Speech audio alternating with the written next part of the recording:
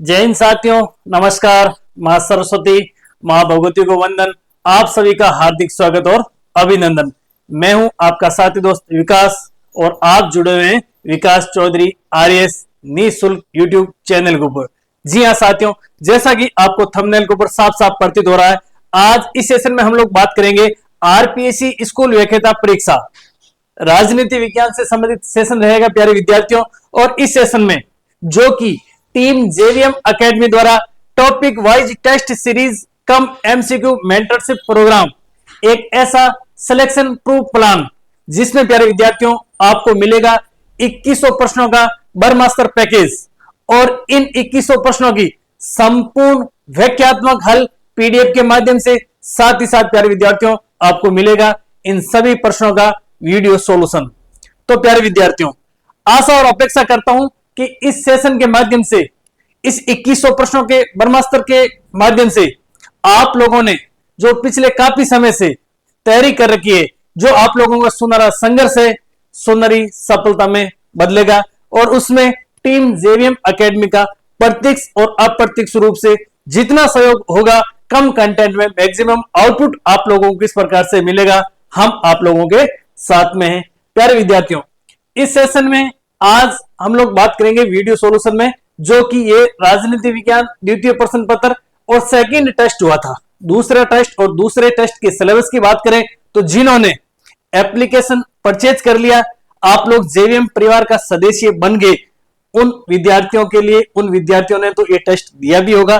और प्यारे विद्यार्थियों, अगर आप लोग इस 2100 प्रश्नों के बरमास्टर पैकेज का हिस्सा अभी तक नहीं बने, तो प्यारे विद्यार्थियों मेरी आप लोगों से यही राय रहेगी कि आप लोग जल्द से जल्द, आप अगर चाहते हैं कि इसी भर्ती परीक्षा में आप लोगों को ग्रीन पेन मिले, मोहर मिले, आप लोग राजपत्रित अधिकारी बने, तो मैं इस कंटेंट के बारे में आप लोगों को इतना कह सकता हूं कि निस्संदेह रूप से हम लोगों ने, टीम जेवीएम ने बहुत मेहनत करके तैयार किया है, तो आप लोगों के लिए हेल्पफुल रहेगा। इस टेस्ट में, इस टेस्ट के शेड्यूल की बात करें, ब्लूप्रिंट की बात करें, सिलेबस की बात करें, तो वेस्टर्न पॉलिटिकल थिंकर, जिसमें प्यारे विद्यार्थियों हॉब्स, लॉक और रूसो को हम लोगों ने लिया।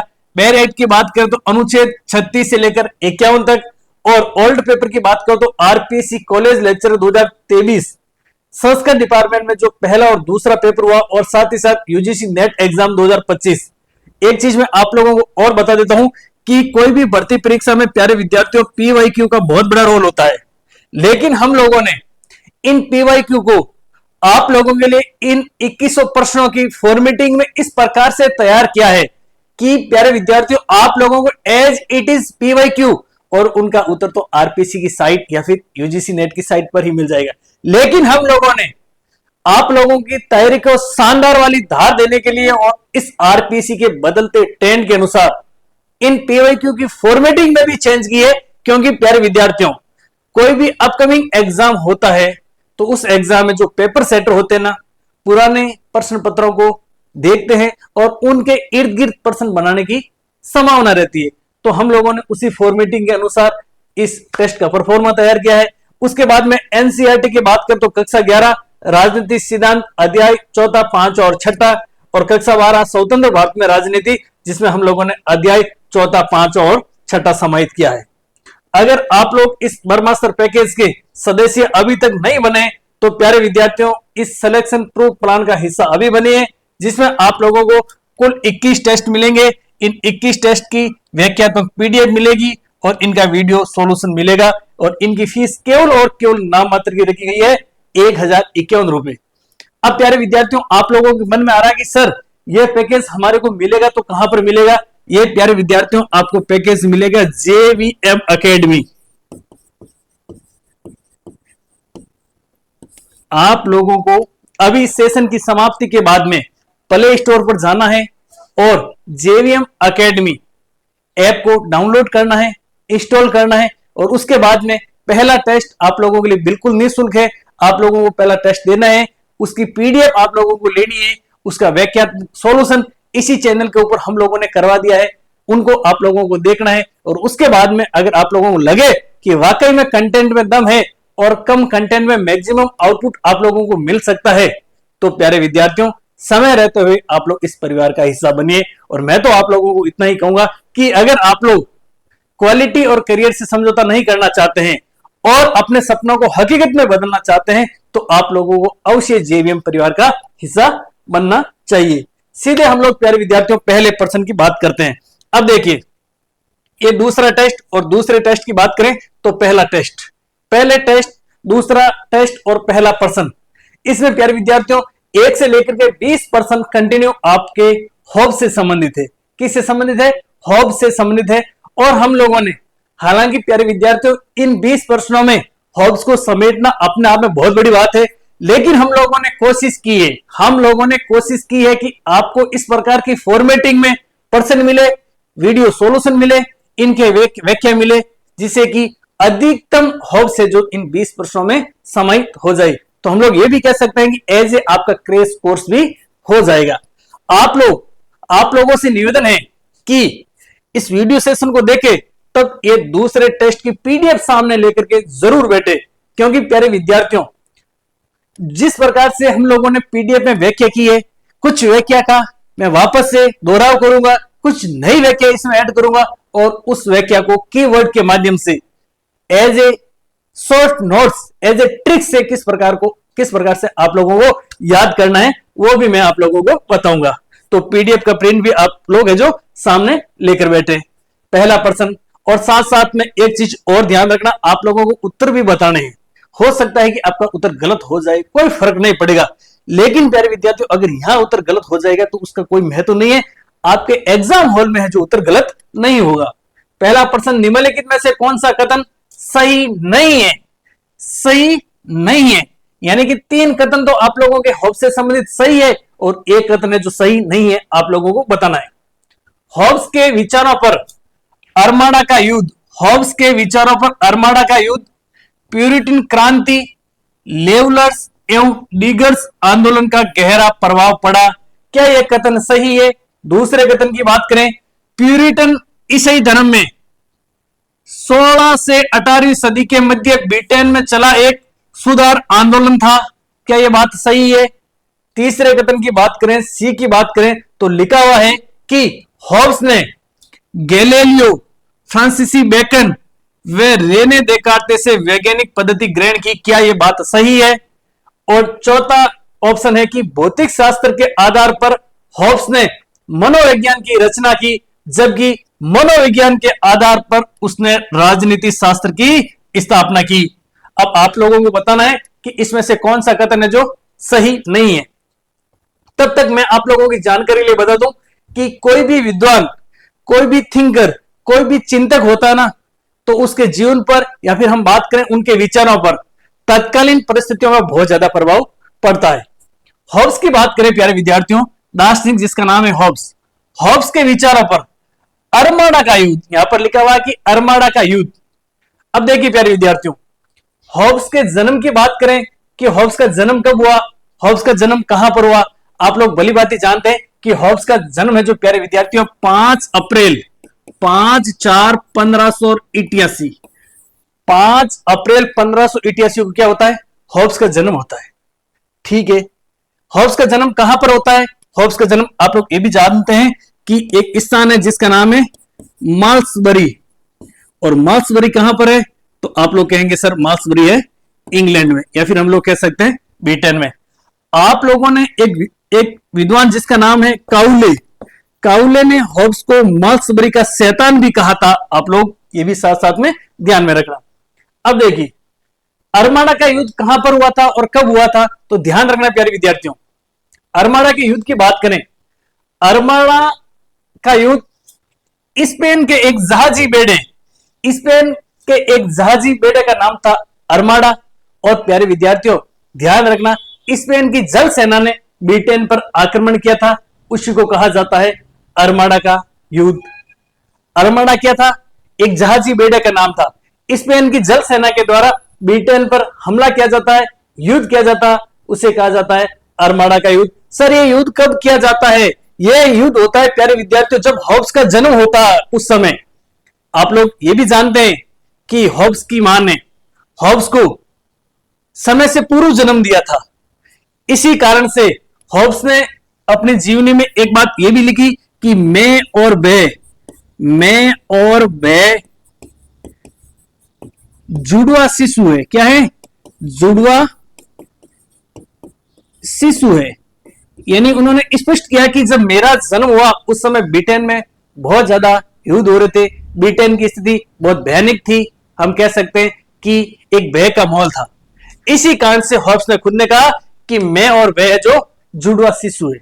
तो अरमाड़ा का युद्ध, हॉब्स के विचारों पर अरमाड़ा के युद्ध का प्रभाव पड़ा, बिल्कुल सही बात है। प्यूरिटन क्रांति, सर प्यूरिटन क्रांति कब हुई थी? प्यूरिटन क्रांति हुई थी प्यारे विद्यार्थियों 16वीं व 17वीं शताब्दी के मध्य। कब हुई थी? 16वीं व 17वीं शताब्दी के मध्य प्यूरिटन क्रांति हुई थी। और प्यूरिटन क्रांति की बात करें मुख्य रूप से, ध्यान रखना प्यारे विद्यार्थियों, 1642 प्यूरिटन क्रांति, और प्यूरिटन क्रांति की बात करें तो 1642 से लेकर के 1649 के मध्य क्या हुई थी आपके प्यारे विद्यार्थियों? प्यूरिटन क्रांति हुई थी। कब हुई थी? 1642 से 1649 के मध्य हुई थी।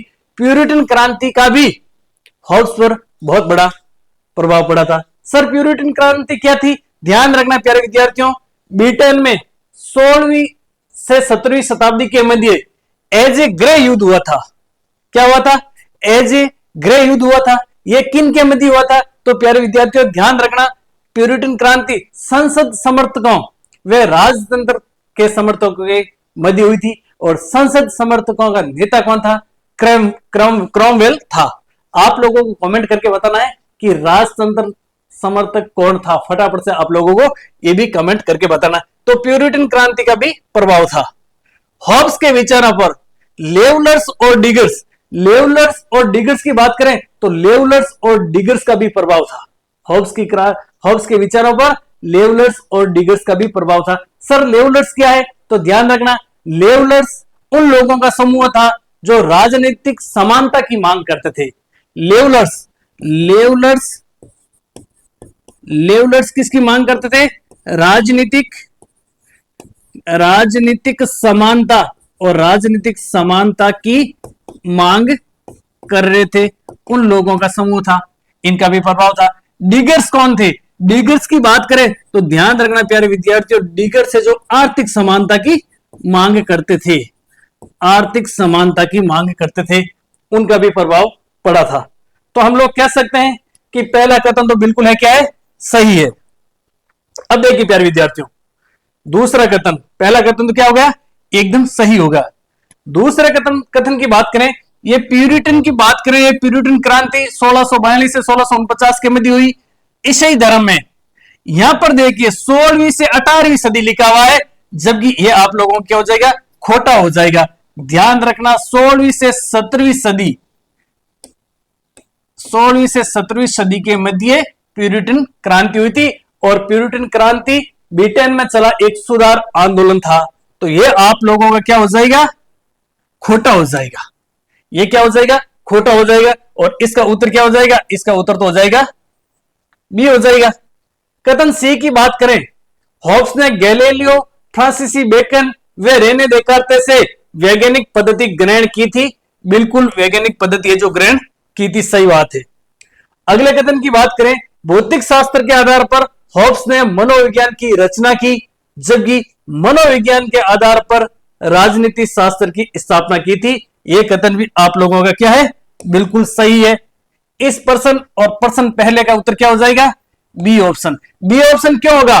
प्यूरिटन क्रांति ईसाई धर्म में, यानी कि ब्रिटेन में चला एक बिल्कुल धार्मिक सुधार आंदोलन था, लेकिन सिली मिस्टेक है। यहां पर क्या है? सिली मिस्टेक है। सिली मिस्टेक की बात करें ना, सिली मिस्टेक किस वजह से है? सिली मिस्टेक इस वजह से कि 16वीं से 17वीं शताब्दी, हम लोगों को वहां पर 16वीं 17वीं दिखता नहीं है।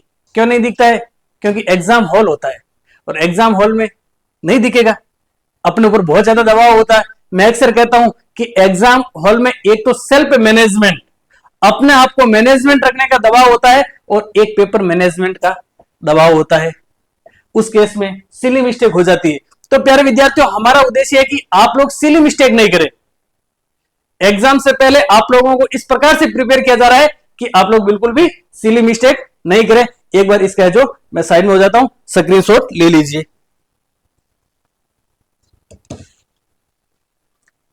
अब देखिए प्यारे विद्यार्थियों, प्रश्न एक था, लेकिन हम लोगों ने इसके इर्द गिर्द की संपूर्ण कहानी आप लोगों को समझा दी। हॉब्स पर ध्यान रखना, गैलीलियो, फ्रांसिस बेकन, रेने देकार्ते, आप इनको शॉर्ट में कैसे भी याद कर लेना। आर से रेने और बी से बेकन और जी से गैलीलियो, ऐसे याद रख लेना कि आरजीबी का प्रभाव था। हॉब्स पर किसका प्रभाव था? आरजीबी का प्रभाव था। प्यारे विद्यार्थियों, प्रश्न किसी भी प्रकार का आ सकता है। प्रश्न देखिए, प्रश्न ये एक नहीं है, इसमें कम से कम 10, 15, 20 प्रश्न निकल के आ रहे हैं। इस वजह से निकल के आ रहे हैं। प्रश्न आपके ये भी आ सकता है एग्जाम में कि हॉब्स पर किसका प्रभाव नहीं था, तो ये दे देंगे, चौथा पाइथागोरस दे देंगे, अरस्तु दे देंगे, कुछ और दे देंगे। तो आप लोगों को क्या करना है, बिल्कुल भी सिली मिस्टेक नहीं करना है। इस प्रकार से आप लोगों को तैयार होना है कि मोहर तो हमारे सामने पड़ी है और आपको मोहर लेनी है और मोहर 100% मिल जाएगी। सिलेक्शन लेना प्यारे विद्यार्थियों को इम्पॉसिबल काम नहीं है, लेकिन आप लोगों को एक स्मार्ट स्टडी करनी पड़ेगी। एक बार इसका अच्छे से स्क्रीनशॉट ले लीजिए, मैं साइड में हो जाता हूं।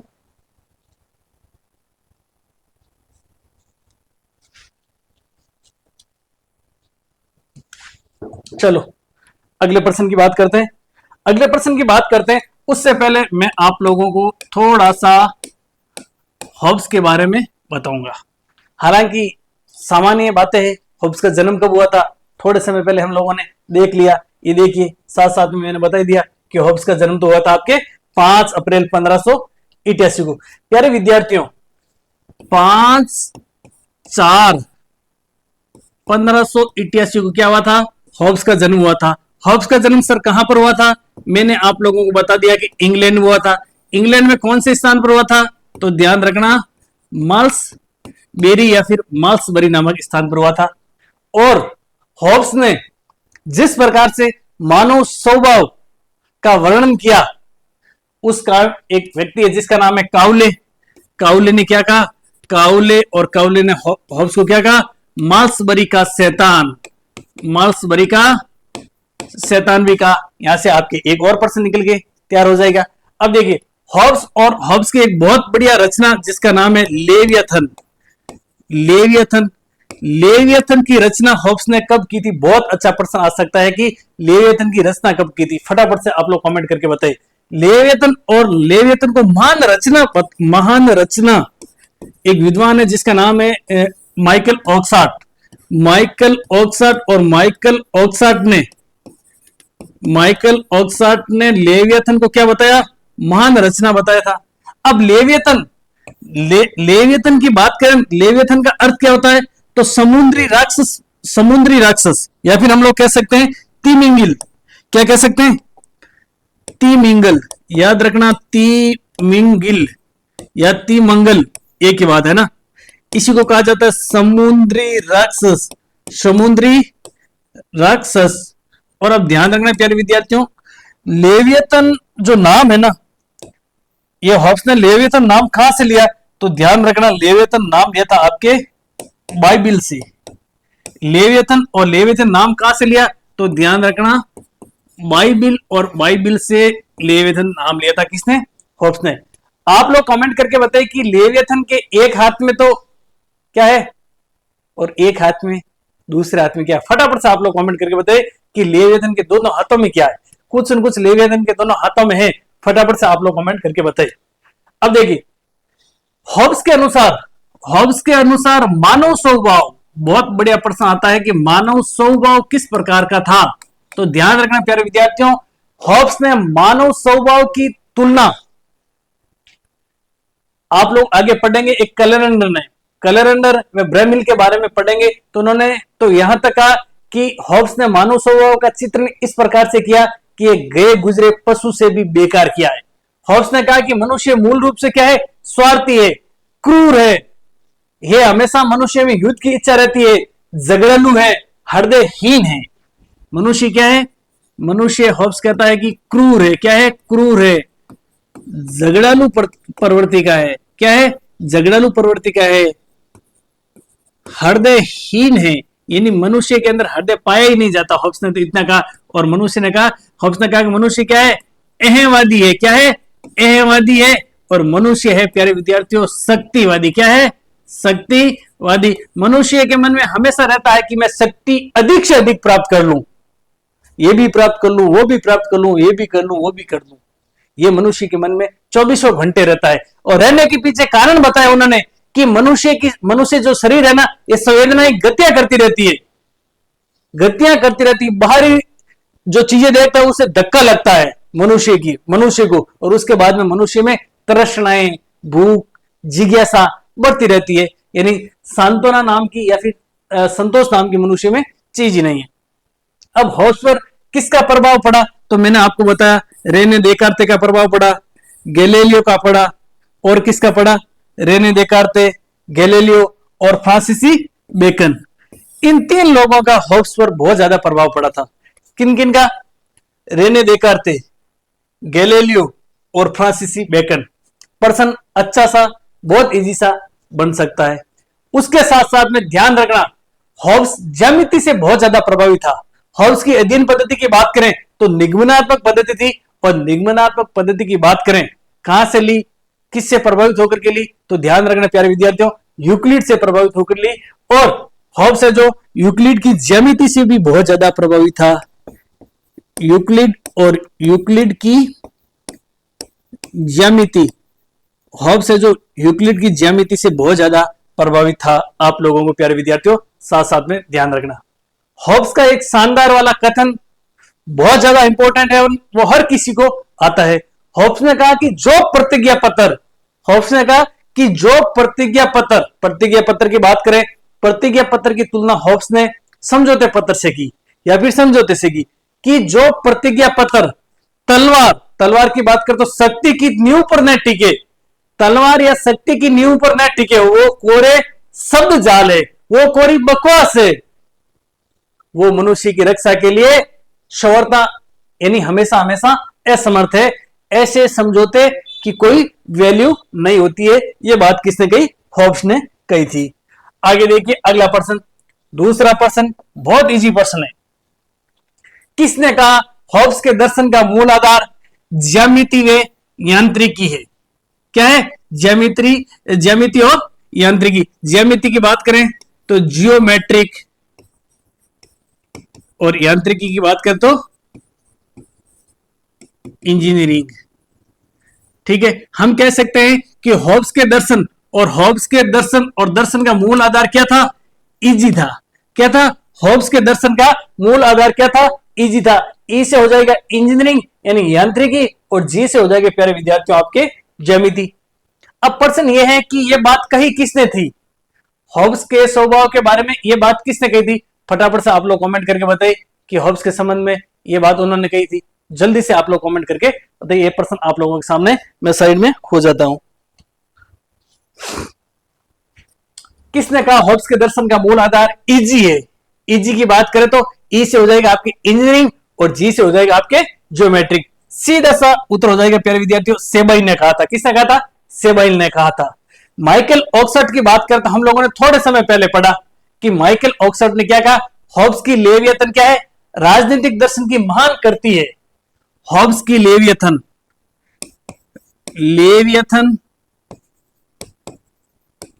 राजनीतिक दर्शन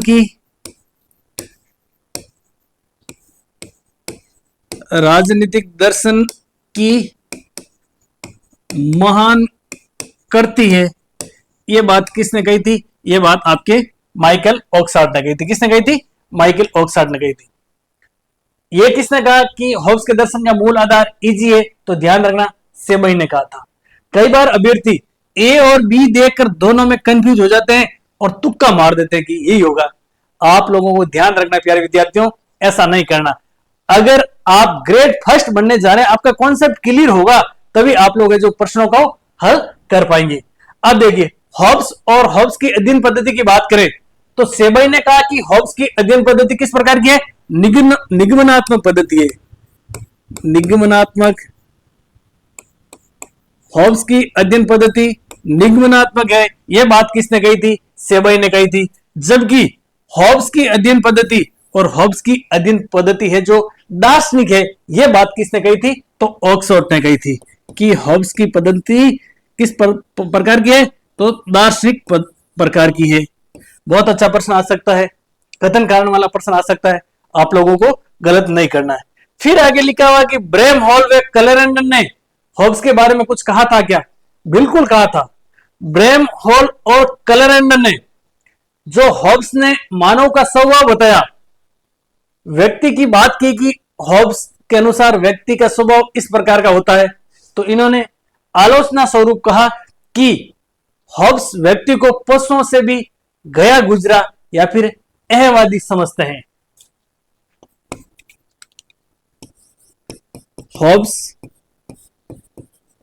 व्यक्ति को पशुओं से भी गया गुजरा और अहमवादी समझते हैं।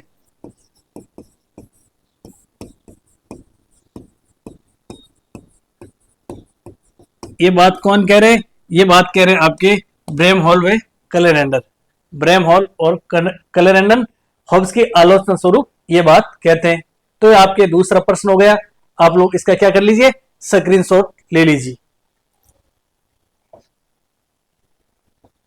अगला प्रश्न देखिए, थॉमस हॉब्स ने लेवियतन में यह तर्क दिया कि एक संप्रभु की सत्ता सामाजिक संविदा के द्वारा गठित की गई, जिसके समक्ष हर व्यक्ति ने स्वशासन की अपनी सत्ता को समर्पित किया।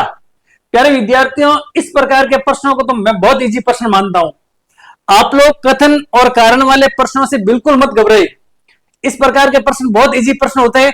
अगर हम लोगों का अगर कॉन्सेप्ट क्लियर होता ना, तो ये प्रश्न हम लोग कह सकते हैं कि अपने को फ्री में मार्क्स दिलाते हैं। क्या दिलाते हैं? फ्री में मार्क्स दिलाते हैं। केवल और केवल कॉन्सेप्ट क्लियर होने की आवश्यकता है। आप देखते हैं इतना बड़ा प्रश्न, इसको आप स्किप कर देते हैं। देखिए, हम लोग इस प्रकार के प्रश्नों को तोड़ तोड़ के पढ़ेंगे। थॉमस हॉब्स ने लेवियतन, आप लोग भली बात ही जानते हैं, लेवियतन की क्या थी? लेवियतन हॉब्स और हॉब्स की किताब का नाम है। क्या है किताब का नाम? कब लिखी? 1651 में लिखी।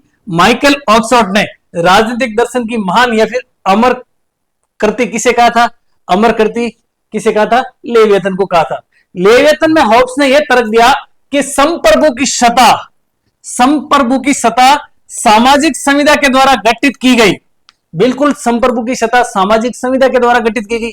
हॉब्स का समझौता राज्य और नागरिकों के मध्य नहीं हुआ था। आप लोग ये भी जानते हैं कि हॉब्स का समझौता क्या था? हॉब्स का समझौता राजनीतिक और सामाजिक था। क्या था? या फिर हम कह सकते हैं सामाजिक और राजनीतिक था, जिसके द्वारा नागरिक और राजनीतिक समाज की स्थापना होती है। आप लोग बोली बात जानते हैं।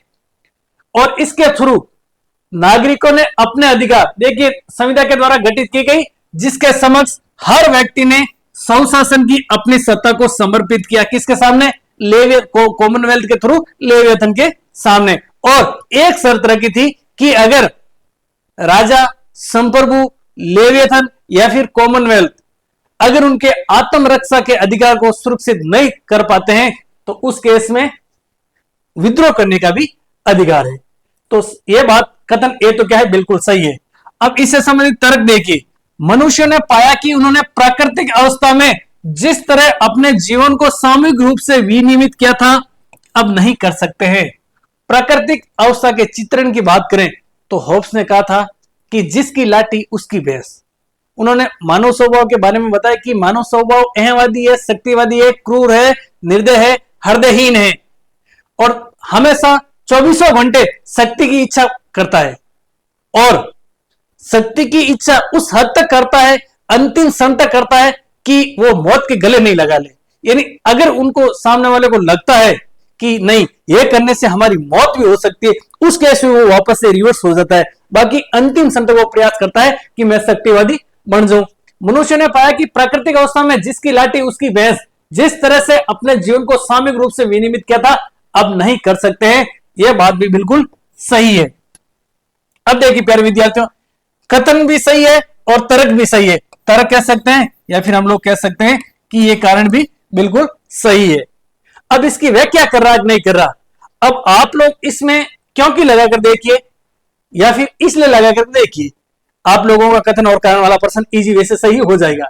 थॉमस हॉब्स ने लेवियतन में तर्क दिया कि एक संप्रभु की सत्ता सामाजिक संविदा के द्वारा गठित की गई, जिसके समक्ष हर व्यक्ति ने स्वशासन की अपनी सत्ता को समर्पित कर दिया। क्योंकि आप इसमें क्योंकि लगा करके देखिए,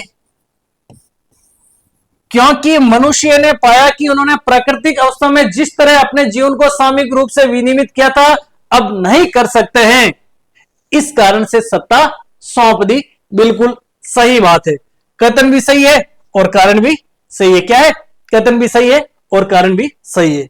हम लोग थोड़ी सी लेवियथन की बात करते हैं। लेवियथन, लेवियथन कब लिखी गई, किसके द्वारा लिखी गई? हॉब्स के द्वारा लिखी गई। बिल्कुल सर, हॉब्स के द्वारा लिखी गई। कब लिखी गई? 1651 में लिखी गई। लेवियथन का शाब्दिक अर्थ क्या होता है? मैंने आप लोगों को बता दिया, तिमंगिल, तिमंगल या फिर तिमिंगिल होता है। तिमिंगिल क्या होता है? समुद्री राक्षस की तरह होता है। क्या होता है? समुद्री राक्षस की तरह होता है। ठीक है, अब देखिए, ये लेवियथन नाम हॉब्स ने कहां से लिया? आप लोगों को बता दिया कि बाइबल से लिया। अब सबसे महत्वपूर्ण प्रश्न यह बनेगा कि लेवियथन के कितने भाग है? लेवियथन और लेवियथन के कितने भाग है? और भाग की बात करें तो भाग कितने हैं? 4 भाग है। कितने भाग है? 4 भाग है। पहला, दूसरा, तीसरा और चौथा। जल्दी से एक बार आप कमेंट करके बताइए कि 4 भाग कौन कौन से है। जल्दी से बताइए, आपके कमेंट का मैं वेट कर रहा हूं।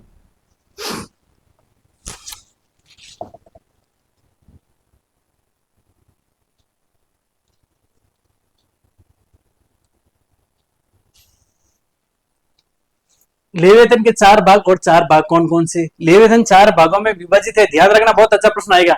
और लेवियथन की बात करें, आप 4 भागों के नाम बताए, तब तक मैं बता दूं कि व्यक्ति व राज्य, लेवियथन में किसका वर्णन है? व्यक्ति व राज्य व धर्म व राज्य के मध्य संबंधों का वर्णन है। व्यक्ति व राज्य, व्यक्ति व राज्य किसका संबंध है? व्यक्ति और राज्य के मध्य संबंधों का वर्णन है। साथ ही साथ धर्म व राज्य के मध्य संबंधों का, धर्म व राज्य, इनके संबंधों का वर्णन है। और किसमें? तो ध्यान रखना, लेवियथन में। अब लेवियथन के 4 भाग कौन कौन से? पहला भाग मानव से संबंधित है, दूसरा भाग कॉमनवेल्थ से संबंधित है, तीसरा भाग ईसाई कॉमनवेल्थ से संबंधित है और चौथे भाग की बात करें तो निरंकुश राज्य से संबंधित है। पहला भाग मानव से संबंधित, किससे संबंधित है?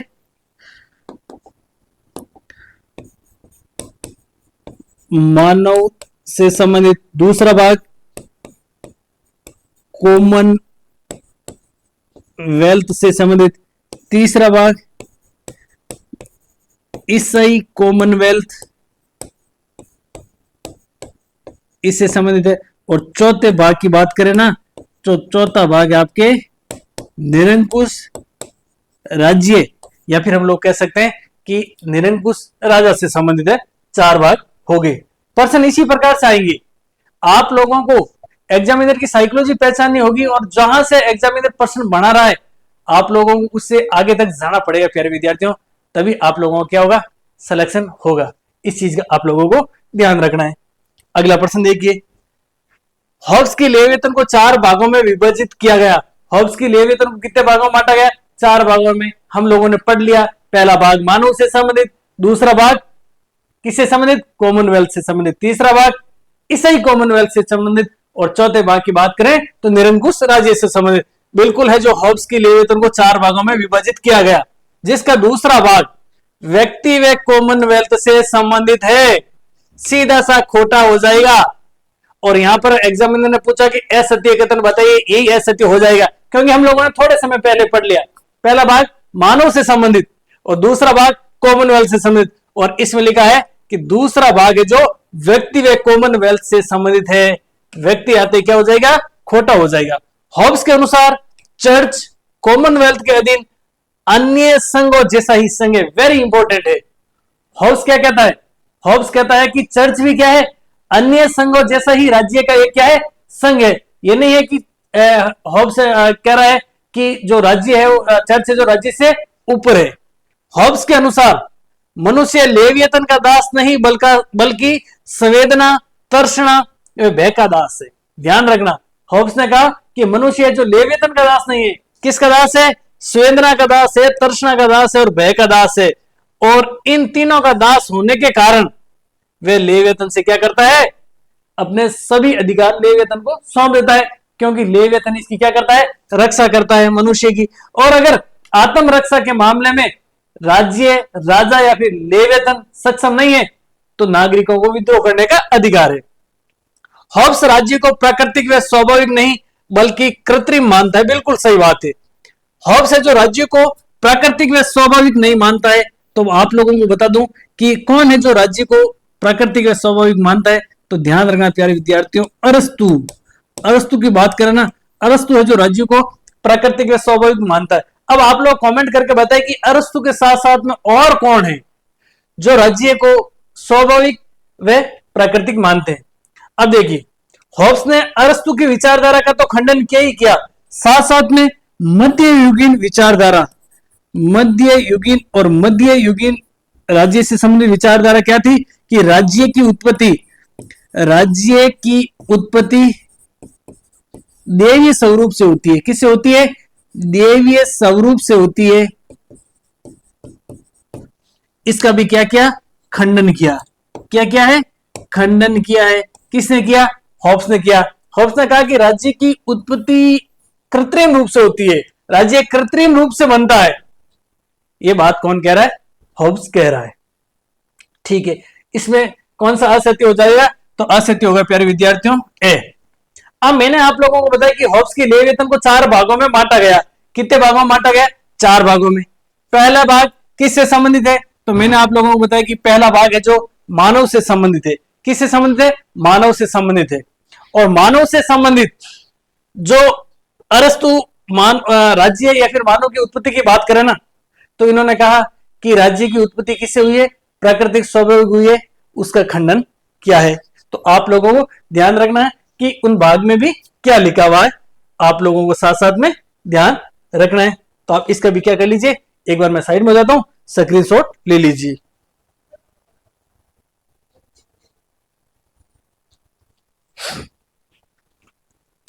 अगला प्रश्न।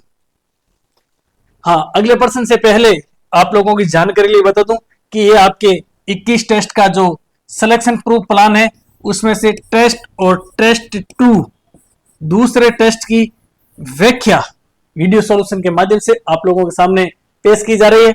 और हम लोग हॉब्स से संबंधित प्रश्नोत्तरी पढ़ रहे हैं और कोशिश कर रहे हैं प्यारे विद्यार्थियों कि हॉब्स से संबंधित, हॉब्स के इर्द गिर्द जो भी प्रश्न घूमे आप लोगों के इस वीडियो सेशन के माध्यम से क्लियर हो जाएंगे।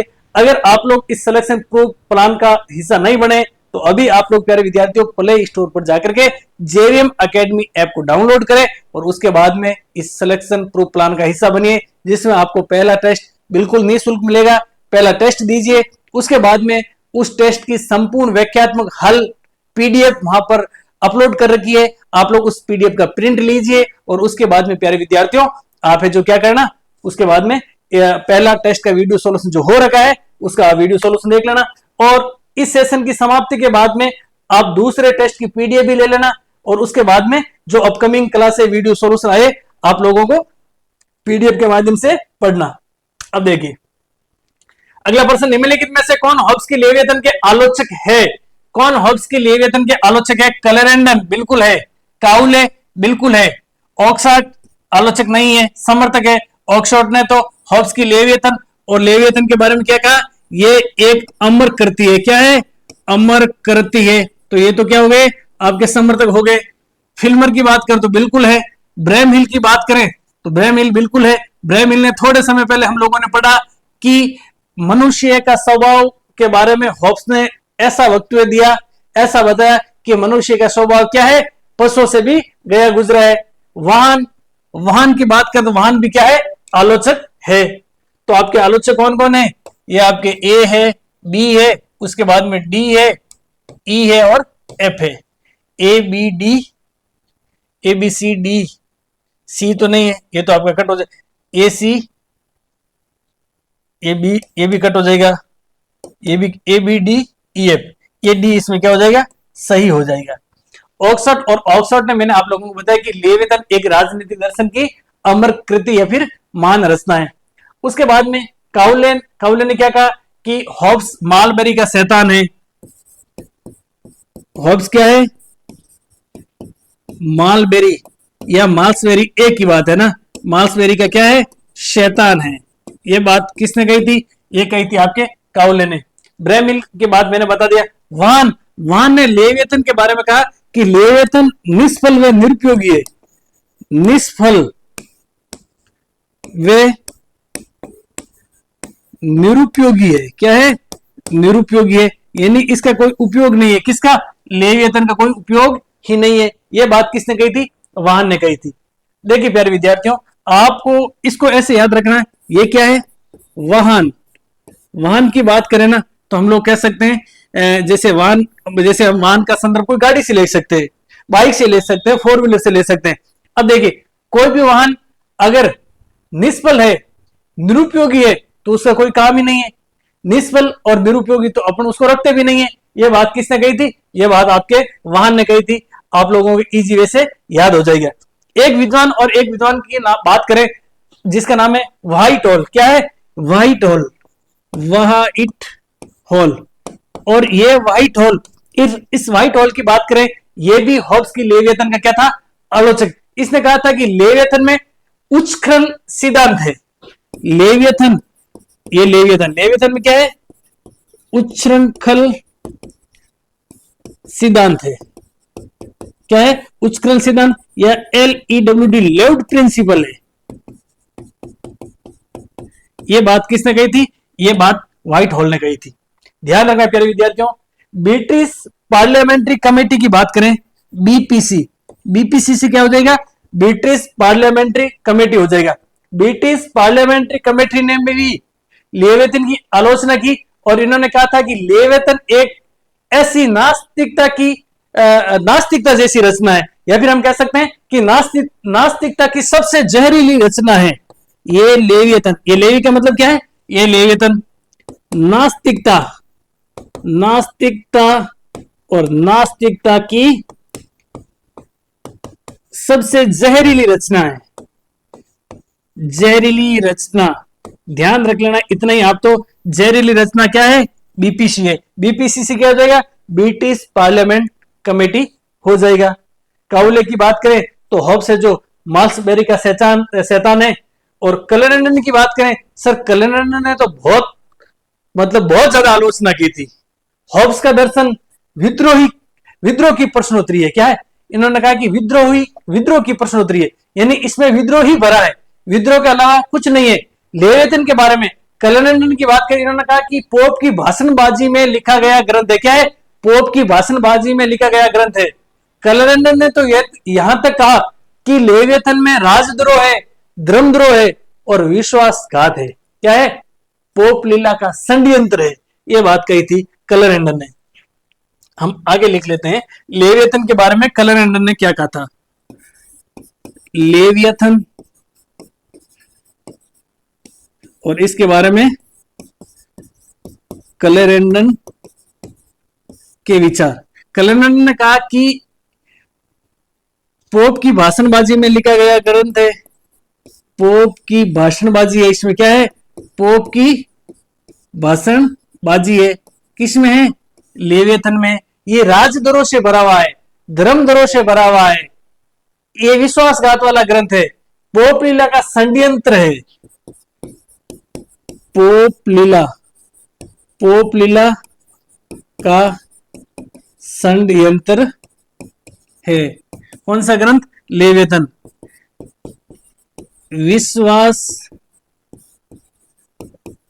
वाला ग्रंथ है, देशद्रोह या फिर हम कह सकते हैं धर्मद्रोह या फिर राजद्रोह से भरा हुआ ग्रंथ है। कौन सा, लेवियथन। और इसे विद्रोह की प्रश्नोत्तरी का। लेवियतन और लेवियतन को कैलेंडर ने क्या कहा? विद्रोह की प्रश्नोत्तरी। ये तो क्या है? विद्रोह की प्रश्नोत्तरी है। ये बात किसने कही थी? लेवियतन ने। यहां से प्यारे विद्यार्थियों आप लोगों के प्रश्न आता ही आता है। यहां से और पिछले स्लाइड से आपको प्रश्न देखने को मिलेगा ही मिलेगा। तो आप लोग अच्छे से पढ़ के जाना। कीवर्ड्स के रूप में आप लोग इनको क्या कर लेना? याद कर लेना। जैसे कि मैंने आप लोगों को बताया कि ये वाहन, और वाहन ने क्या कहा? वाहन ने कहा कि ये निष्फल है, निरुपयोगी है, प्रमाणहीन है, परिणामहीन है। ये भी कह सकते हैं परिणामहीन है, प्रभावहीन है। ये बात किसने कही थी? ये बात वाहन ने कही थी। आप लोगों को याद रखना है। अगला प्रश्न देखिए। हॉब्स के प्रभुसत्ता संबंधी विचारों पर विचार कीजिए। हॉब्स प्रभुसत्ता का प्रचंड समर्थक है। बिल्कुल सही बात है। हॉब्स है जो प्रभुसत्ता का प्रचंड समर्थक है। उसकी प्रभुसत्ता का आधार है सामाजिक संविधा।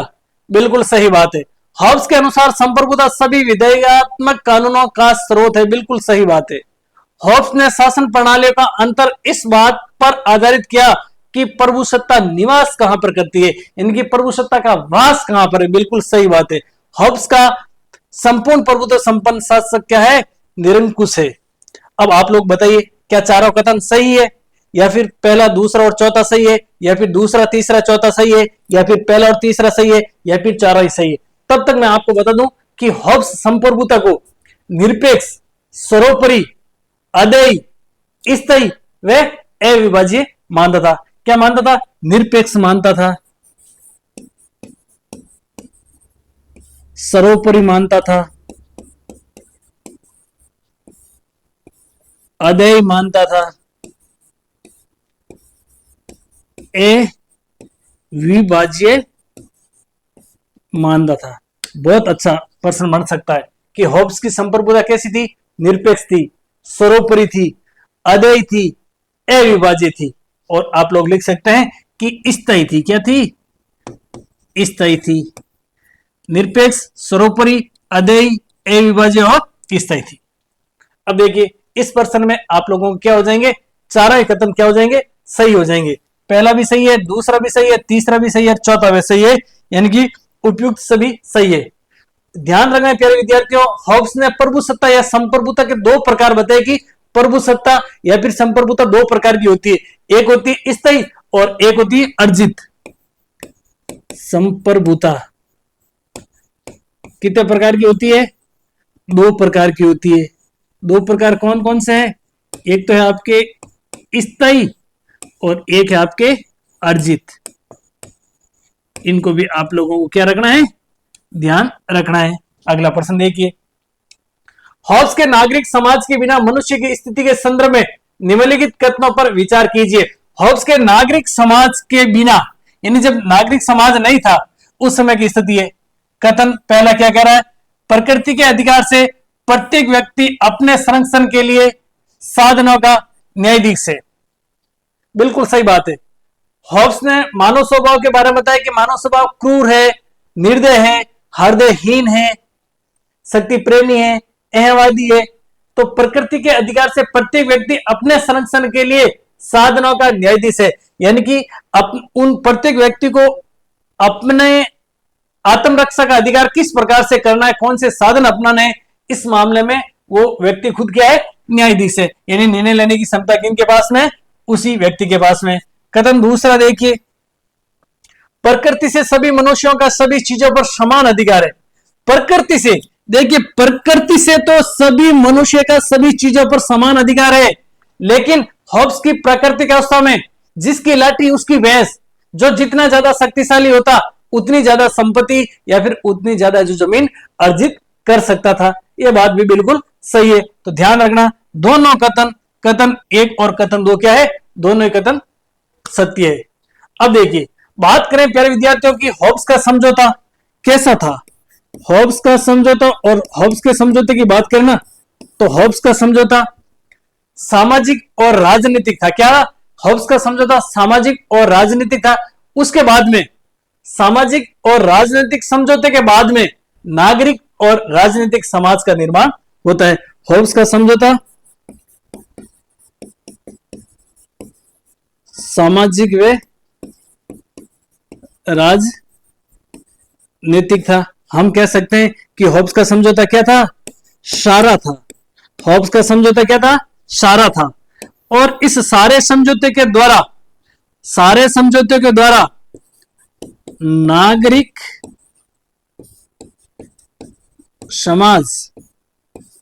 समाज वे राजनीतिक समाज का क्या होता है? निर्माण होता है। तो आप लोगों को ध्यान रखना है कि हॉब्स का समझौता सारा था और इस सारे समझौते के द्वारा नारा का निर्माण होता। किसका निर्माण होता? नारा का निर्माण होता। अगर प्यारे विद्यार्थियों आप लोग कॉन्सेप्ट क्लियर कर लेते हैं तो बहुत ही बढ़िया बात है। अगर आप लोगों का कॉन्सेप्ट क्लियर नहीं होता ना तो आप याद रखना हॉब्स का समझौता क्या था? सारा था और इस सारा के द्वारा नारा का निर्माण हुआ और एक ही समझौते से राज्य, समाज, सरकार का निर्माण होता। आप लोगों को यह भी ध्यान रखना है, नोट लगा करके आप लोगों को लिखना है। हॉब्स के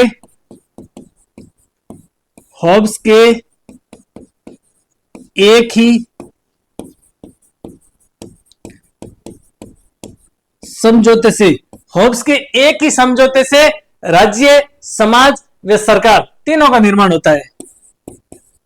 राज्य, समाज और सरकार, इन तीनों का निर्माण होता है एक ही समझौते से। ध्यान रखना, बहुत अच्छा प्रश्न आप लोगों के सामने आ सकता है। तो 7वां प्रश्न और 7वें प्रश्न का उत्तर क्या हो जाएगा? सी हो जाएगा। अगला प्रश्न देखिए। अरस्तु के विपरीत हॉब्स का मानना था कि एक राज्य सद्जीवन के लिए नहीं बल्कि सुरक्षा के लिए।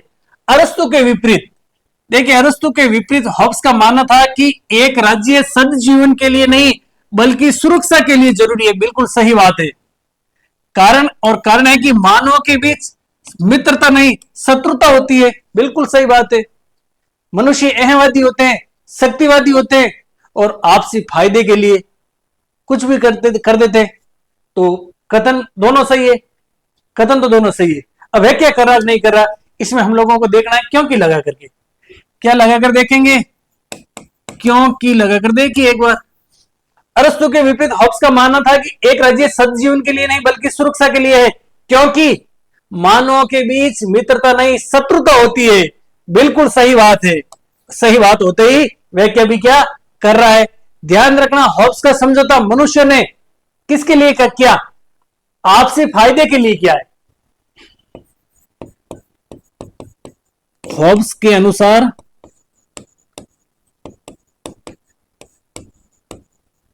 मनुष्यों ने समझौता आपसी फायदे के लिए किया था। किसके लिए किया था? तो आपसी फायदे के लिए किया था। इस प्रश्न का उत्तर हल्का सा प्रश्न और ए हो जाएगा आपका सही उत्तर। अगला प्रश्न देखिए। ऑक्सफोर्ड का कहना है कि हॉब्स अंग्रेजी बोलने वाले लोगों में पैदा होने वाला सबसे महान राजनीतिक चिंतक है। बिल्कुल सही बात है।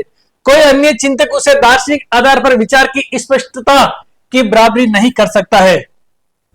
प्यारे विद्यार्थियों, आप लोगों को पता होगा हॉब्स ने 17वीं शताब्दी को क्या कहा था? प्रतिभाशाली व्यक्तियों की शताब्दी का। क्या कहा? 17वीं शताब्दी। और 17वीं शताब्दी क्या है? प्रतिभाशाली व्यक्तियों की सदी। बिल्कुल सही बात है। ऑक्सफोर्ड का मानना है कि हॉब्स अंग्रेजी बोलने वाले लोगों में पैदा होने वाला सबसे महान राजनीतिक चिंतक। देखिए ऑक्सफोर्ड का शुरुआत में भी हम लोगों ने पढ़ा कि ये तो प्रशंसक है, प्रशंसा ही करेगा, क्योंकि इन्होंने राजनीतिक दर्शन की महान रचना किसको बताया था? लेवियथन ने बताया था। कोई अन्य चिंतक उसके दार्शनिक आधार पर विचार की स्पष्टता की बराबरी नहीं कर सकता। कथन भी सही है और आप लोगों को क्या है? कारण भी सही है और सही तरीके से क्या कर रहा है? वह क्या भी कर रहा है। अगला प्रश्न देखिए। किसके अनुसार हॉब्स की प्राकृतिक अवस्था में जो संघर्ष है वह कैदी की दुविधा, प्रिजनर डिलेमा के तुल्य है? बहुत अच्छा पर्सन है, फैक्चुअल पर्सन है। इसका उत्तर क्या हो जाएगा? सीधा सा उत्तर हो जाएगा जॉन रॉल्स। जॉन रॉल्स के अनुसार हॉब्स की प्राकृतिक अवस्था में जो संघर्ष है वह कैदी की दुविधा यानी प्रिजनर डिलेमा के तुल्य है। अब कैदी की दुविधा क्या होती है? आप लोग बताइए कि कैदी की दुविधा शब्दावली किसकी है? कैदी की दुविधा शब्दावली किसकी है? फटाफट से आप लोग कमेंट करके बताइए। अब देखिए, कैदी की दुविधा में मैं आप लोगों को बता देता हूं कि होता क्या है। कैदी की दुविधा में यह होता है कि एक कैदी सोचता है कि ऐसा नहीं कि जो मेरे पास वाला दूसरा कैदी है कहीं मेरे से ज्यादा शक्तिशाली है, और कहीं ऐसा नहीं है कि उसके पास में बड़े बड़े हथियार है और वो मेरे ऊपर कभी भी हमला कर सकता है। वो हमेशा दुविधा में रहते हैं। या फिर ऐसे समझ लीजिए कि एक ए लोगों का समूह है और एक बी लोगों का समूह है, दोनों आपस में क्या है? ताकतवर है। दोनों में आपसी क्या चलता है? द्वंद चलता है। दोनों में आपसी हमेशा क्या रहती है? युद्ध की स्थिति रहती है। और अब देखिए, ए वाला पक्ष यह सोचता है कि कहीं बी वाले पक्ष के पास में ज्यादा हथियार तो नहीं है, बी वाला पक्ष यह सोचता है कहीं ए वाले पक्ष के पास में ज्यादा हथियार तो नहीं है। ये दोनों द्वंद की स्थिति में रहते हैं और ये एक दूसरे के बारे में यह सोचते हैं कि कहीं ए सोचता है कि बी मेरे ऊपर पहला हमला करके मुझे तहस नहस ना कर दे, मुझे समाप्त न कर दे, मेरी यह लीला समाप्त न कर दे। और बी ए के बारे में सोचता है और ए बी के बारे में सोचता है। ऐसा द्वंद उनके मन में चलता रहता है। अब देखिए, यह बात तो जॉन रॉल्स ने कही थी। जॉन लॉक ने क्या कहा था, वॉलिन ने क्या कहा था, डेविड ह्यूम ने क्या कहा था, यह भी आप लोगों को ध्यान में रखना है। डेविड ह्यूम ने कहा था कि हॉब्स की राजनीति से अत्याचार को प्रोत्साहन मिलता है। हॉब्स की राजनीति से अत्याचार और अत्याचार को प्रोत्साहन मिलता है। यह बात किसने कही थी? यह डेविड ह्यूम ने कही थी हॉब्स के बारे में। बात करें प्यारे विद्यार्थियों हम लोग वॉलिन की, तो वॉलिन ने कहा था कि हॉब्स का जो लेवियतन है वो मृत्यु ईश्वर, मॉर्टल गॉड, मानवीय शक्तियों में महानतम है। यह बात किसने कही थी? वॉलिन ने कही थी। और जॉन लॉक की बात करें हम लोग, तो जॉन लॉक ने कहा कि हॉब्स निरंकुश संप्रभुता के बारे में, हॉब्स का विचार इस प्रकार से है, उसका यह सोचना है कि मनुष्य इतने मूर्ख है कि वे बिल्लियों और लोमड़ियों के द्वारा की जाने वाली शरारतों से तो बचना चाहते हैं और एक शेर के द्वारा खा जाने से संतुष्ट रहते हैं। क्या मनुष्य इतने पागल है क्या? ये जॉन लॉक का मानना है कि बिल्लियों के द्वारा या लोमड़ियों के द्वारा जो शरारतें हैं उनसे तो बचना चाहते हैं, और एक वो तिमिंगल समुद्री राक्षस से वो तुलना करें शेर से, शेर के खा जाने से बिल्कुल भी मनुष्य नहीं डरते हैं। क्या मनुष्य ऐसे पागल है? ये बात कौन कर रहा है? ये बात जॉन लॉक कर रहा है। किसके बारे में? हॉब्स की लेवियतन के बारे में आप लोगों को ध्यान रखना है। आगे देखिए, आपकी जो आप लोगों को पीडीएफ मिली है उसमें व्याख्यात्मक रूप से हल दे दिया गया है। हॉब्स ने राज्य के 3 कार्य बताए। हॉब्स ने राज्य के 3 कार्य बताए, बिल्कुल सही है। निम्नलिखित में से कौन सा कार्य नहीं है? हॉब्स का प्रारंभिक, ये प्रारंभिक है ना, इसको सही कर लेना। हॉब्स का प्रारंभिक और महत्वपूर्ण कार्य है, हॉब्स का नहीं, राज्य का। हॉब्स के अनुसार राज्य का प्रारंभिक और महत्वपूर्ण कार्य है मनुष्य की आत्मरक्षा करना। क्या यह बात सही है? दूसरा ऑप्शन है कि यदि व्यक्ति आज्ञा का पालन नहीं करते तो उन्हें दंड दिया जाना चाहिए। क्या यह बात सही है? अपने समझौते के पालन के नैतिक कारण है और लेवियतन इस बात की गारंटी करता है कि सभी पक्ष समझौते का पालन करें। शासक नागरिकों द्वारा अनुमति प्राप्त करके उनकी ओर से शासन करने वाला प्रतिनिधि है। आपको बताना है कि राज्य का कौन सा कार्य नहीं है, बताओ। राज्य का प्रारंभिक और महत्वपूर्ण कार्य मनुष्य की आत्मरक्षा करना नहीं। ध्यान रखना, राज्य का अंतिम स्रोत मनुष्य की आत्मरक्षा का अधिकार है। यह आपका खोटा हो जाएगा। क्या हो जाएगा? खोटा। यह सही ऐसे होता है, राज्य का अंतिम स्रोत, राज्य का अंतिम स्रोत मनुष्य की आत्म रक्षा का अधिकार। तो ये हो जाता सही। यहां लिखा हुआ राज्य का प्राथमिक कार्य है, प्राथमिक नहीं है, तो एक सीधा सीधा क्या हो जाएगा? खोटा, बाकी तीनों क्या है, राज्य के कार्य है। तो इसका सही उत्तर क्या हो जाएगा, ए है जो खोटा हो जाएगा। आगे देखिए, किस पुस्तक में हॉब्स ने यह कहा कि bellum omnium contra omnes war of all against all, Hobbes की पुस्तकें हैं, और किस पुस्तक में हॉब्स ने यह कहा था कि बेलम ओमनियम कॉन्ट्रा ओमनिस यानी वार ऑफ ऑल अगेंस्ट ऑल, सबका सबके खिलाफ युद्ध की अवस्था थी, सबका है जो सबके खिलाफ युद्ध की स्थिति थी। हॉब्स अपने किस पुस्तक में ऐसा लिखता है, बताओ। हॉब्स की पुस्तकें आप लोगों के सामने डी सीवे है, डी कॉर्पोरे है, डी होमाइन है, या फिर एलिमेंट्स ऑफ लॉ है। तो सही उत्तर हो जाएगा प्यारे विद्यार्थियों डी सीवे। क्या हो जाएगा, डी सीवे हो जाएगा। डी सीवे की बात करें, ये डी सीवे कब लिखी गई, 1642 में लिखी गई। कब लिखी गई, 1642 में लिखी गई थी। डी कॉर्पोरे की बात करें, फटाफट से आप कमेंट करके बताए कि डी कॉर्पोरे कब लिखी गई, फटाफट से आप लोग कमेंट करके बताए। तब तक आपको बता देता हूं कि डी होमाइन कब लिखी गई। डी होमाइन की बात करते 1658 में लिखी गई थी। 1658 और 1658 में कौन सी लिखी थी, डी होमाइन लिखी थी। जबकि बात करें एलिमेंट्स ऑफ लॉ कब लिखी गई थी, तो 1640 की बात करें तो डी होमाइन लिखी गई थी। नहीं सॉरी, एलिमेंट्स ऑफ लॉ लिखी गई, डी होमाइन 1658 में लिखी गई। आप लोग कमेंट करके बताए कि डी कॉर्पोरे कब लिखी गई थी। तब तक आप लोगों को बता देता हूं कि देखिए, ये डी सीवे, डी कॉर्पोरे और डी होमाइन, इनको हॉब्स क्या कहता है, त्रयी कहता है। क्या कहता है, त्रयी कहता है। प्रश्न आ सकता है इसमें से कौन सी हॉब्स की त्रयी है या फिर कौन सी हॉब्स की त्रयी नहीं है। तो डी सीवे, डी कॉर्पोरे और डी होमाइन क्या है, हॉब्स की त्रयी है। डी कॉर्पोरे की बात करें कि डी कॉर्पोरे कब लिखी गई, तो ध्यान रखना प्यारे विद्यार्थियों 1655 में लिखी गई। कब लिखी गई, 1655 में लिखी गई। अब देखिए, सबका सबके खिलाफ युद्ध की अवस्था किस पुस्तक में वर्णन था, डी सीवे में था। किस में था, डी सीवे में। डी सीवे का हॉब्स ने अंग्रेजी में अनुवाद भी किया, अंग्रेजी में ट्रांसलेट भी किया। उसके बाद में हॉब्स ने इसका नाम क्या रखा था, डी सीवे का। फटाफट से आप लोग कमेंट करके बताइए। प्यारे विद्यार्थियों, नाम रखा था philosophical rudiments concern government and society. क्या नाम लिखा था, फिलोसॉफिकल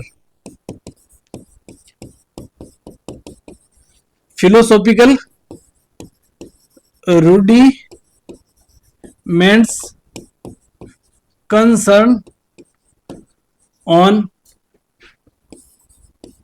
गवर्नमेंट एंड सोसाइटी। ये इस पुस्तक का अंग्रेजी में अनुवाद, या कह सकते हैं अंग्रेजी में क्या किया, ट्रांसलेशन किया था। अब देखिए, सबके खिलाफ युद्ध की अवस्था डी सीवे में थी। डी कॉर्पोरे की बात करें, डी कॉर्पोरे में किसका विवेचन है, तो ध्यान रखना प्राकृतिक अवस्था का विवेचन, प्राकृतिक अवस्था का विवेचन किस पुस्तक में है, तो आपका उत्तर होगा सर आपके डी कॉर्पोरे में। और इसी डी कॉर्पोरे, ध्यान रखना प्यारे विद्यार्थियों, डी कॉर्पोरे में हॉब्स ने प्राकृतिक अवस्था का विवेचन करते हुए दो शब्दावली दी। एक का नाम है फेलिसिटी और एक का है इविल। फेलिसिटी की बात करें तो आनंददायक स्थिति, और इविल की बात करें तो दुखदाई, या फिर हम लोग कह सकते हैं कि दुख भरी स्थिति का वर्णन शब्दावली का संबंध है इविल से। मनुष्य फेलिसिटी चाहता है।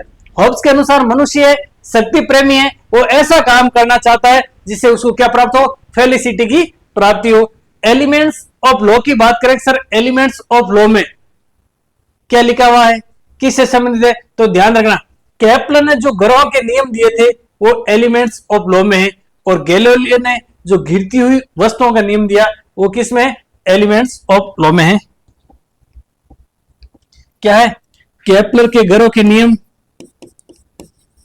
केपलर के ग्रहों के नियम और गैलीलियो की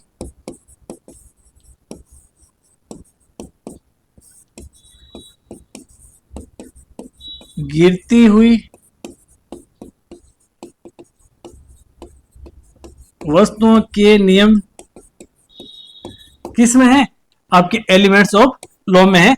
आप लोगों को ध्यान रखना है। तो देखिए प्रश्न एक था, लेकिन हम लोगों ने इसके इर्द गिर्द की पूरी आप लोगों के सामने जो भी बढ़िया बढ़िया प्रश्न बनने लायक है वो हम लोगों ने आप लोगों के सामने रख दिए। अब प्यारे विद्यार्थियों, टीम जेवीएम एकेडमी आप लोगों के लिए इतनी मेहनत कर रही है, बहुत ज्यादा मेहनत कर रही है, सफलता समर्पण मांगती है। और अगर आप लोग जैसे कि आगामी लगभग 8-9 महीने का समय है ग्रेड फर्स्ट के एग्जाम में, और राजनीति विज्ञान के 350 पद है, आप लोग चाहते हैं कि आपका सिलेक्शन सुनिश्चित हो जाए, आप लोग चाहते हैं कि आपने जो सुनहरा संघर्ष किया वो सुनहरी सफलता में तब्दील हो जाए, तो आप लोगों को पूर्ण समर्पण के साथ में हमारे साथ में जुड़ना होगा। हम लोग चाहते हैं कि आप लोगों के पास में हम लोग ऐसा कंटेंट प्रोवाइड करवाएं जो कंटेंट तो कम हो और आपके मार्क्स है जो मैक्सिमम आ जाए। और प्यारे विद्यार्थियों, कुछ प्रतियोगी योद्धा तो पद देखकर तैयारी करते हैं, जो पद देख करके पोस्ट देख करके तैयारी करते हैं, या फिर पेपर का स्तर देख करके तैयारी करते हैं। आहा, पेपर तो बहुत भारी है, या पिछली बार भी पेपर का स्टैंडर्ड बहुत हाई था, एडवांस था, उनको तो तैयारी या तो छोड़ देनी चाहिए, या फिर पूर्ण समर्पित होकर के पूर्ण मनोयोग से एकाग्रचित होकर के लग जाना चाहिए। क्योंकि प्यारे विद्यार्थियों, आप लोग राजपत्रित अधिकारी बनने जा रहे हैं, आप लोग ग्रेड फर्स्ट बनने जा रहे हैं। पढ़ना तो आप लोगों को होगा, क्योंकि आप लोगों को मोहर मिलेगी, आप लोगों को ग्रीन पेन मिलेगा। और मैं तो अक्सर कहता हूं कि कोई भी योद्धा जब युद्ध भूमि में जाता है ना, तो उससे पहले वो युद्ध उस योद्धा की मनोभूमि में खेला जाता है। आपके भी अभी मनोभूमि में ये युद्ध खेला जा रहा है कि क्या हम ग्रेड फर्स्ट बन जाएंगे, क्या हम लोग राष्ट्रपति अधिकारी बन जाएंगे। मान ली तो क्या है, हार है, और ठान ली तो क्या है, जीत है। आप लोगों को जीतना है, जीतना है और जीतना है।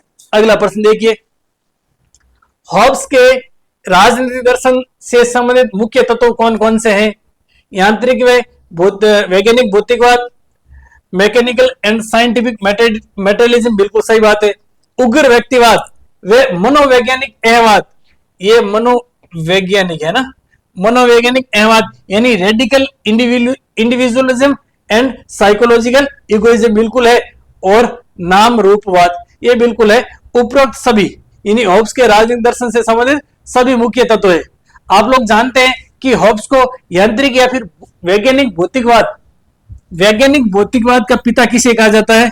पिता कहा जाता है प्यारे विद्यार्थियों हॉब्स को। किसे कहा जाता है? हॉब्स को। और आप लोग ये भी जानते हैं, मार्क्स ने हॉब्स के बारे में एक कथन कहा था, कार्ल मार्क्स ने हॉब्स के बारे में कथन कहा था कि हॉब्स क्या है, हम सब का पिता है।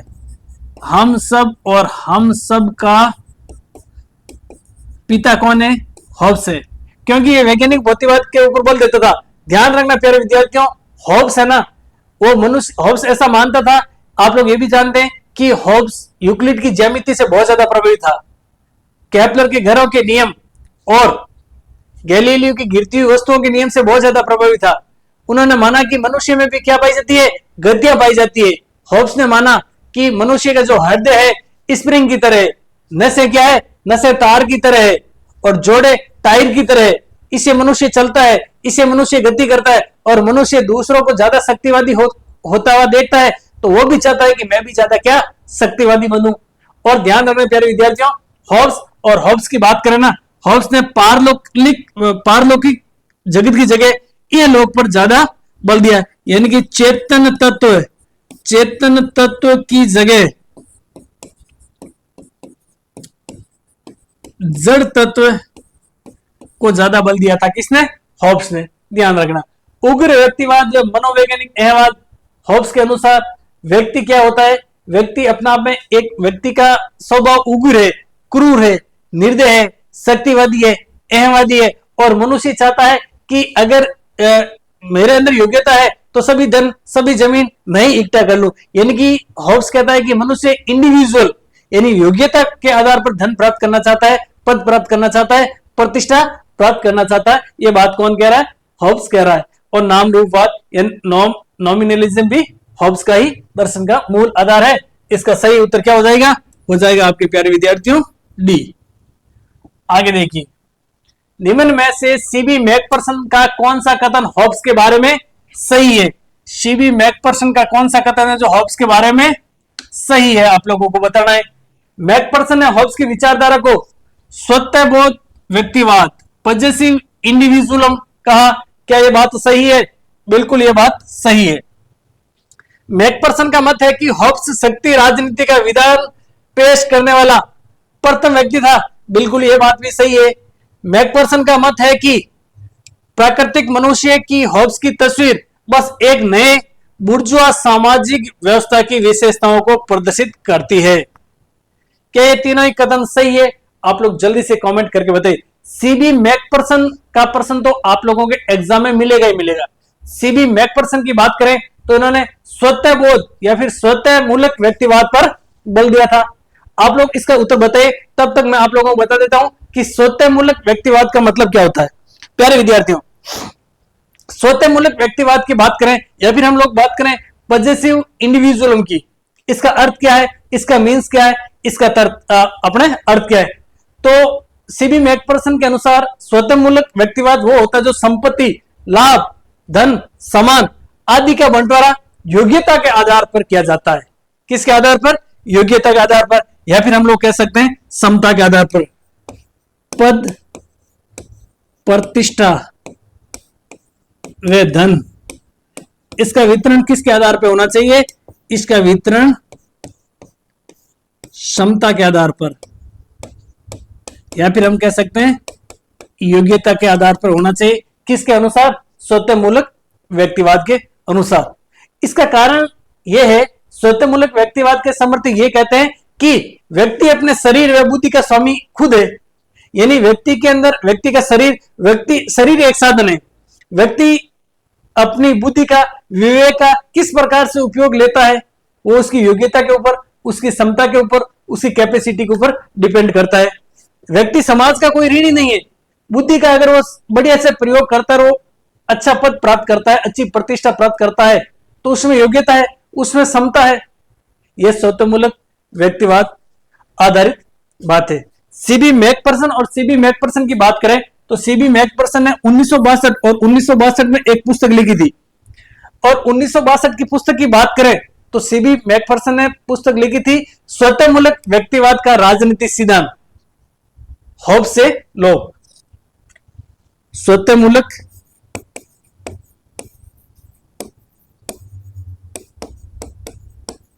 स्वतःमूलक राजनीति का सिद्धांत, स्वतःमूलक व्यक्तिवाद राजनीति का सिद्धांत भी कह सकते हैं 1962, और हॉब्स से लोग,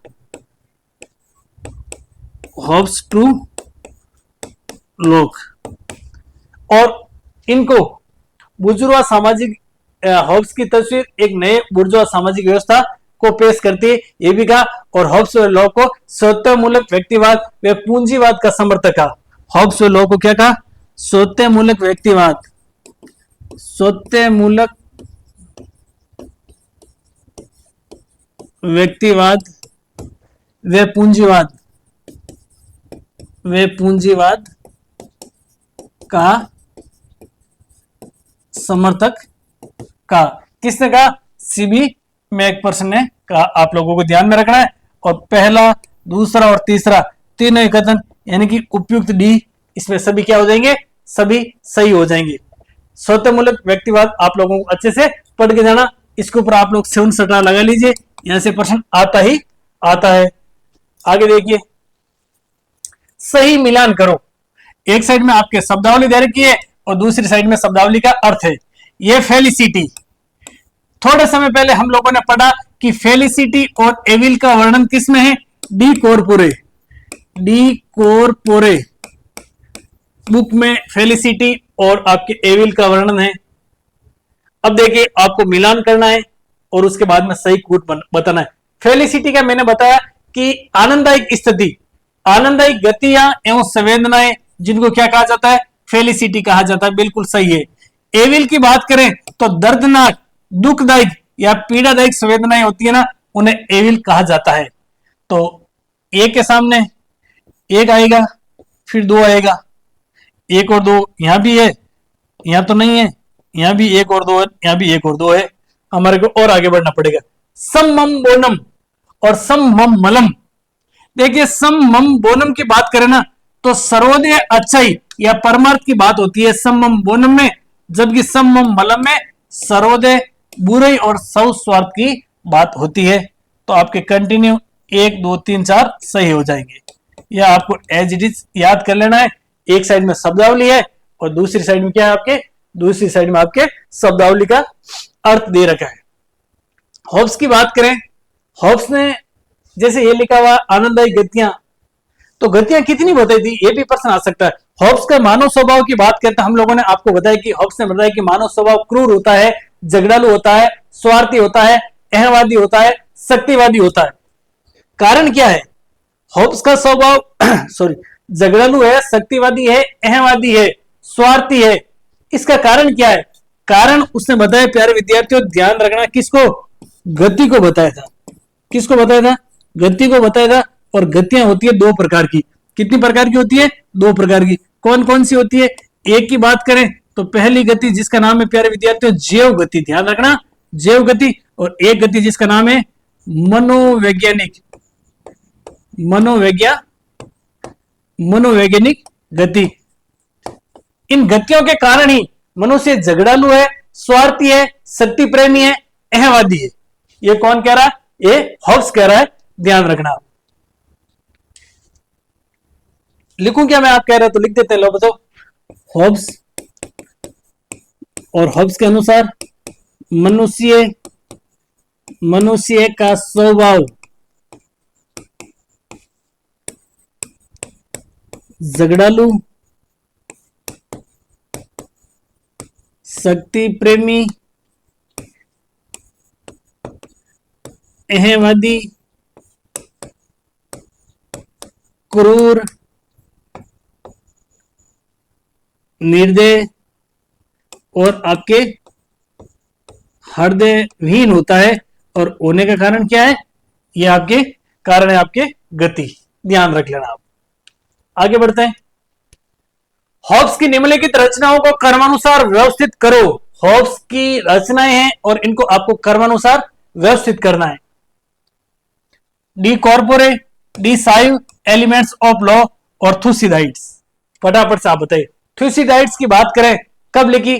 तो लिखी थी 1650 में, सॉरी 1630 में लिखी थी। कब? 1630 में लिखी थी। एलिमेंट्स ऑफ लॉ मैंने आप लोगों को बता दिया थोड़े समय पहले। डी साइव बता दिया, डी कॉर्पोरे आप लोगों को बता दिया।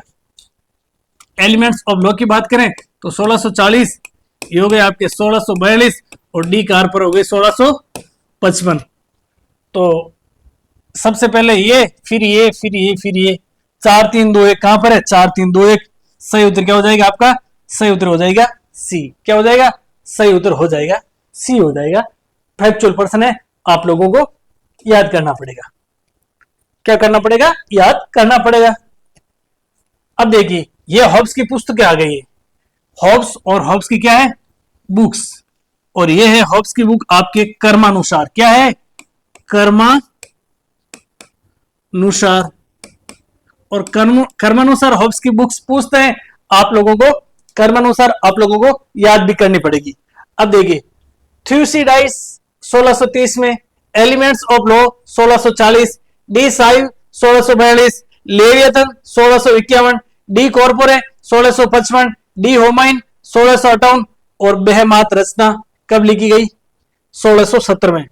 पहली रचना कौन सी थी? तो ध्यान रखना, पहली रचना आपके थ्यूसिडाइड्स। और अंतिम की बात करें तो बेहमात। अंतिम कौन सी हो जाएगी? बेहमात हो जाएगी।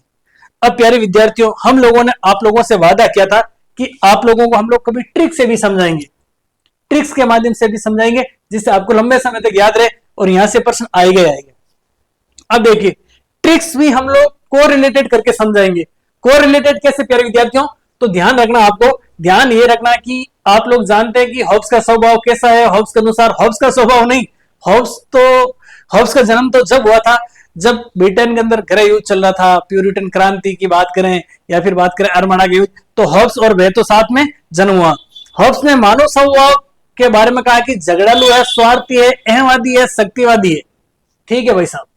अब देखिए, हॉब्स को आप लोग ऐसे याद रखना है कि आप लोग, ये कोई छोटा बच्चा है, क्या है, छोटा बच्चा है ना, ये देखिए छोटा बच्चा है, छोटा सा बच्चा है।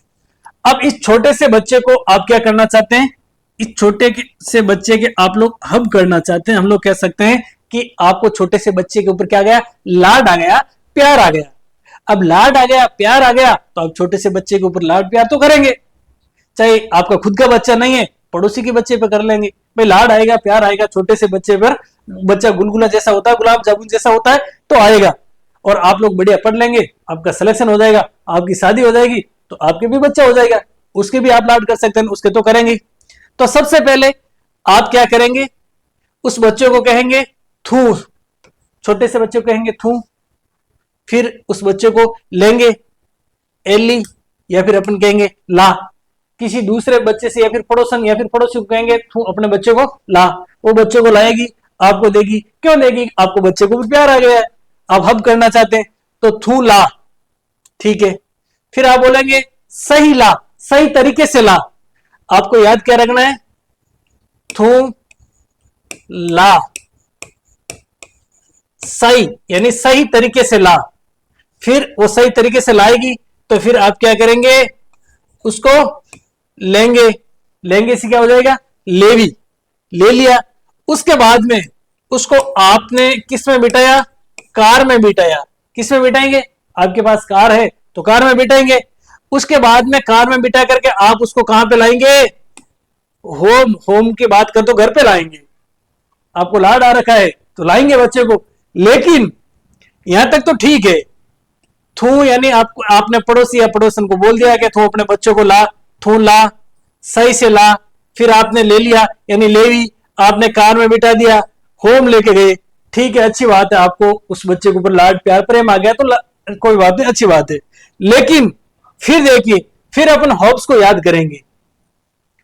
यहां तक की बात ठीक है, फिर हॉब्स ने कहा था कि मनुष्य का स्वभाव अहमवादी होता है, क्रूर होता है, झगड़ालू होता है, इगोइज्म होता है। तो आप लोग होम ले जाने के बाद में उस छोटे से बालक बच्चे के ऊपर माथे बैठ जाएंगे। कहां बैठ जाएंगे, बेमात, यानी माथे बैठ जाएंगे। ये होम्स को तो पता था कि मनुष्य अहमवादी है, शक्तिवादी है, क्रूर है, निर्दयी है, छोटे बच्चे के ऊपर बैठ रहे हो आप, है शर्म नहीं आप लोगों को। ये ट्रिक्स है केवल याद रखने के लिए।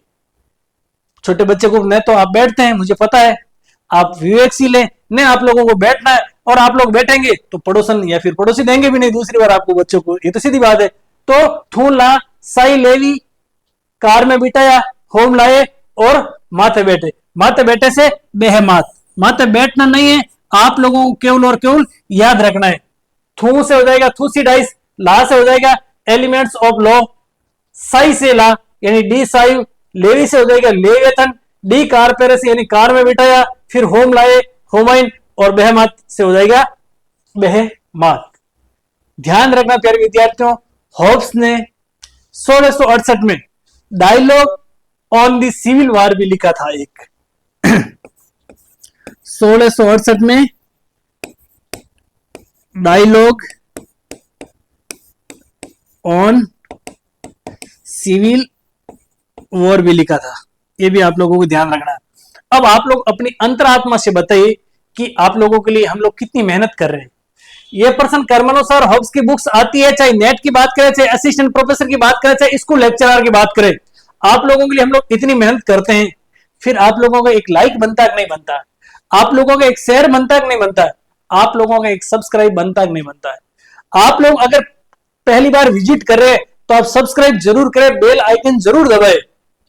आप पॉजिटिव या फिर नेगेटिव जो भी आपके मन में आ रहा, अगर आपको ट्रिक्स अच्छी नहीं लगी तो नेगेटिव कमेंट करो, और ट्रिक अच्छी लगी तो पॉजिटिव कमेंट करो। आप लोग जैसा भी कमेंट करेंगे, हमारी टीम में, मेरे में, टीम जेवीएम एकेडमी में नया जोश और जुनून आएगा, और उसके बाद में हम और अच्छे से काम कर पाएंगे।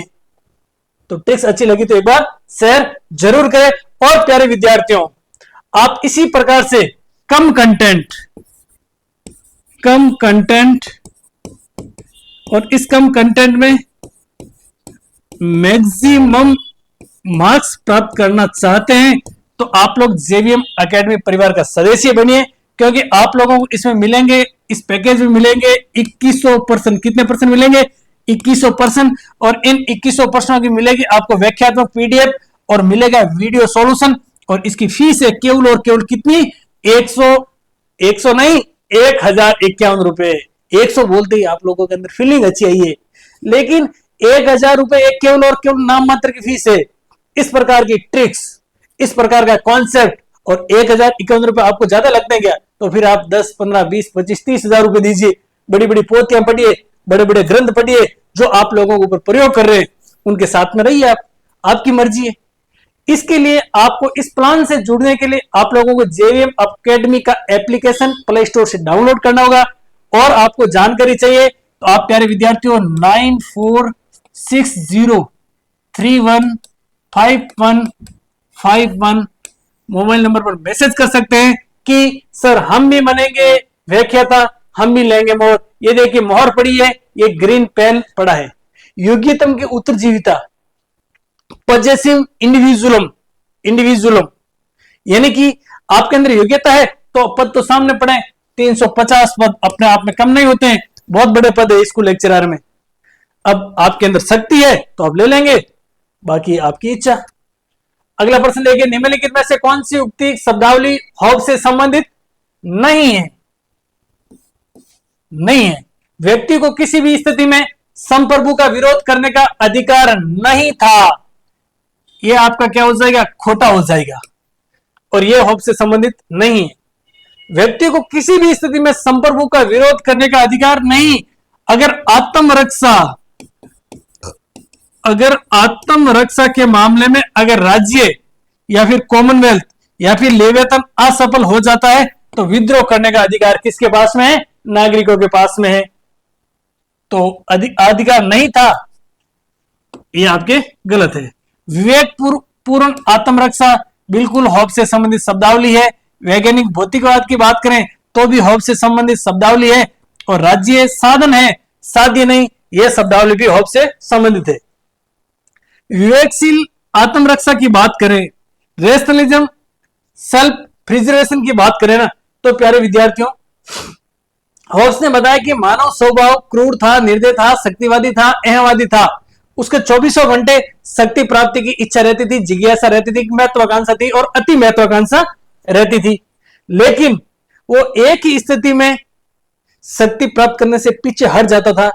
उस केस में अगर उसको लगता कि कहीं ऐसा करने से मेरी मौत ना हो जाए, मैं कहीं मौत को गले ना लगा लूं, उस केस में व्यक्ति विवेकशील आत्मरक्षा का प्रयोग करता था। यह शब्दावली हॉब से संबंधित है। वैज्ञानिक भौतिकवाद की हम बात करें तो मैंने आप लोगों को बताया कि हॉब्स को वैज्ञानिक भौतिकवाद का क्या कहा जाता है? पिता भी कहा जाता है। क्या कहा जाता है? पिता भी कहा जाता है। हॉब्स है जो चेतन जगत की बजाय, चेतन जगत और चेतन जगत की बजाय जड़ जगत, या फिर हम लोग बात करें जड़ तत्वों में क्या रखता था? विश्वास रखता था। यानी पारलौकिक की बजाय यह लौकिक में हॉब्स विश्वास रखता था। और हॉब्स अपने राजनीतिक दर्शन में वैज्ञानिकता, साइंटिफिकता को घुसाना चाहता था। राजनीतिक दर्शन तो उसका केवल और केवल उसके दर्शन का कुछ अंग था। उसने मुख्य रूप से बात करें, आप लोग जानते हैं उस पर किसका प्रभाव था? तो किसका था? R for Rene Descartes. उसके बाद में हम लोग बात करें गैलीलियो और बेकन, इनका प्रभाव था। आप लोग जानते हैं यूक्लिड, और यूक्लिड की बात करें ज्योमेट्री का उसके ऊपर प्रभाव था। राज्य साधन है, साध्य नहीं, यह शब्दावली भी किसकी है? हॉब्स की है। तो कौन सी शब्दावली नहीं है? तो व्यक्ति को किसी भी स्थिति में संप्रभु का विरोध करने का अधिकार नहीं, यह शब्दावली गलत है। हॉब्स ने तो कहा था कि स्वयं को चोट या मरने का आदेश तब मेरे ऊपर बल का प्रयोग होगा तो मैं भी क्या करूंगा? आत्मरक्षा के लिए वापस बल का प्रयोग करूंगा। अगर मेरे को खुद को स्वयं को चोट पहुंचे या फिर कोई मुझे मारने आ जाए, मारने के लिए उतर हो जाए, तो मैं वापस से आत्मरक्षा के लिए मेरे बल का प्रयोग करूंगा। यह बात हॉब्स ने कही थी। आगे देखिए, मिलान करना है आप लोगों को, बहुत इजी प्रश्न है। हॉब्स निरंकुशतावाद में विश्वास रखता था। तो ए में क्या हो जाएगा 4, और ए में 4 आपकी देगी यहां पर है केवल एक में। सही उत्तर क्या हो जाएगा बी। इस प्रकार के प्रश्न बहुत इजी होते हैं। अगर आप लोगों को केवल एक ऑप्शन आ रहा है ना तो भी आप लोगों को प्रश्न प्यारे विद्यार्थियों क्या हो रहा है, सही हो रहा है। लॉक की बात करें ना तो लॉक है जो संवैधानिक शासन में विश्वास रखता था, बी के सामने क्या आ जाएगा 3, ये रहा आपके बी के सामने 3। रूसो की बात करें, रूसो लोकप्रिय संप्रभुता में विश्वास रखता था, रूसो के सामने 2 आ जाएगा। और जॉन स्टुअर्ट मिल की बात करें, ये आनुपातिक प्रतिनिधित्व में विश्वास रखता था। लॉक की बात करें ना, संवैधानिक शासन के साथ साथ में वो सीमित सरकार या फिर सीमित संप्रभुता पर बल देता था। ध्यान रखना, लॉक सीमित संप्रभुता पर बल देता, जबकि ये प्रश्न आया हुआ है, जबकि हॉब्स वैधानिक संप्रभुता पर बल देता, या फिर हम लोग कह सकते हैं कि वैज्ञानिक संप्रभुता का समर्थक है कौन, हॉब्स। आप लोगों को ये चीज ध्यान रखनी है। तो इसका सही उत्तर क्या हो जाएगा, सही उत्तर हो जाएगा आपका ऑप्शन बी। हाँ बिल्कुल सही है। आगे देखिए, निम्नलिखित विचारकों में से किस विचारक ने हॉब्स को बुजुर्वा बाजार या फिर बुजुर्वा समाज के इतिहास के रूप में चित्रित करते हुए उसके प्राकृतिक व्यक्ति को उकड़ा हुआ मनुष्य बताया? बताइए, माइकल ऑक्सफोर्ड ने, एमोस्टीन ने, ये आपके वेबर नहीं है, वेपर है, ये क्या है वेपर ने, या फिर आपके सीबी मैकपर्सन ने? थोड़े समय पहले हम लोगों ने पढ़ा था, बताइए माइकल ऑक्सफोर्ड ने बताया या फिर एबेस्टी ने बताया या फिर सीबी मैकपर्सन ने बताया? सही उत्तर हो जाएगा आपका सीबी मैकपर्सन ने। फटाफट से आप लोग कमेंट करके बताइए कि सीबी मैकपर्सन ने एक पुस्तक लिखी थी, कब लिखी थी और उस पुस्तक का नाम क्या था, और पॉजेसिव इंडिविजुअलिज्म के बारे में सीबी मैकपर्सन ने क्या कहा था। ऑक्सफोर्ड की बात करें तो मैंने आप लोगों को इस सेशन में 3 बार लगभग बता दिया कि लेवियथन को राजनीतिक दर्शन की क्या कहा, श्रेष्ठ करती। लेवियथन और लेवियथन को शॉर्ट में मैं लिख रहा हूं लेवी को राजनीतिक दर्शन और दर्शन की श्रेष्ठ करती कहा था। एक बात प्यारे विद्यार्थियों ध्यान रखना, कोई प्रश्न बार बार रिपीट हो रहा है, कोई शब्दावली बार बार रिपीट हो रही है, उसका कारण है कि उस शब्दावली में क्या है, वजन है, और वहां से प्रश्न आने की पूरी संभावना रहती है। एबस्टीन की बात करें ना तो एबस्टीन ने कहा कि हॉब्स का समझौता प्रजाजनों के मध्य है। हॉब्स का समझौता प्रजाजनों के मध्य है। यह बात किसने कही थी, एबस्टीन ने कही थी। वेपर की बात करें ना, वेपर ने कहा था कि हॉब्स से जो उपयोगितावादी विचारों का क्या है, अग्रगामी है।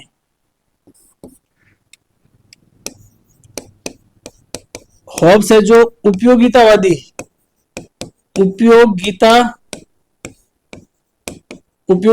विचारों और उपयोगितावादी विचारों का क्या है, अग्रगामी है। यह बात किसने कही थी, यह बात वेपर ने कही थी। वाहन ने लेवियथन के बारे में क्या कहा था, वाहन ने लेवियथन के बारे में कहा था कि लेवियथन निष्फल है, प्रभावहीन है, परिणामहीन है और निरुपयोगी है। ध्यान रखना। आगे देखिए, इस प्रश्न का सही उत्तर क्या हो जाएगा, डी हो जाएगा। अगला प्रश्न देखिए, सत्य कथन बताना है। 20वां प्रश्न, हॉब्स की गणितीय शैली जिसके आधार पर उसने हर समस्या को प्रमेय कहा। हॉब्स की गणितीय शैली जिसने हर समस्या को क्या कहा, प्रमेय कहा। और प्रमेय की बात करें, आप लोगों को पता है हॉब्स के ऊपर यूक्लिड और यूक्लिड की ज्यामिति का बहुत ज्यादा प्रभाव था। और ज्यामिति की बात करें ना तो ज्यामिति में क्या होता है, कोई भी प्रमेय लिया जाता है और उस प्रमेय के आधार पर सिद्धांत वे निष्कर्ष निकाले जाते हैं। सिद्धांत वे निष्कर्ष निकाले जाते हैं। उसका समाधान इस प्रकार किया कि जैसे गणित का प्रश्न, हॉब्स की गणित की शैली जिसके आधार पर उसने हर समस्या को प्रमेय कहा और उसका समाधान इस प्रकार क्या है जैसे गणित के प्रश्न को हल किया जाए, बिल्कुल सही बात है। हॉब्स ने भौतिक शास्त्र के नियमों के अनुरूप सामाजिक और राजनीतिक व्यवहार के नियम निर्धारित किए। जैसे कि मैंने आप लोगों को बताया कि यूक्लिड की ज्यामिति से हॉब्स प्रभावित था और हॉब्स ने यह भी कहा था कि ज्यामिति एक ऐसी विज्ञान है, केवल और केवल एकमात्र ऐसी विज्ञान है जिसे भगवान भी क्या होते हैं, खुश होते हैं। ज्यामिति में प्रमेय के आधार पर सिद्धांत में निष्कर्ष निकाले जाते हैं। इसी आधार पर ज्यामिति या फिर गणितीय शैली का प्रयोग करते हुए हॉब्स ने सामाजिक और राजनीतिक व्यवहार के नियम निर्धारित किए, यानी कि एक नियम बना लिया मानव स्वभाव के बारे में जिस प्रकार से प्रमेय होता है, और उसके बाद में सिद्धांतों को सही साबित करने की कोशिश की थी किसने, हॉब्स ने। तो आप लोगों के दोनों ही कथन क्या हो जाएंगे, दोनों ही कथन हो जाएंगे सही। अब प्यारे विद्यार्थियों, यूक्लिड की ज्यामिति से बहुत ज्यादा प्रभावित था कौन, हॉब्स, और इसी यूक्लिड की ज्यामिति से निगमनात्मक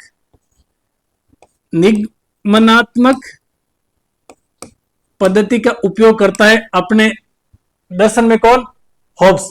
और हम लोगों ने पहले प्रश्न या दूसरे प्रश्न में आप लोगों को बताया था कि सेबाइन ने कहा था, और सेबाइन ने एक बात कही थी कि हॉब्स के दर्शन का मूल आधार, हॉब्स के दर्शन का मूल आधार क्या है, और मैंने आप लोगों को बताया कि सेबाइन के अनुसार हॉब्स के दर्शन का मूल आधार क्या है, ईजी है।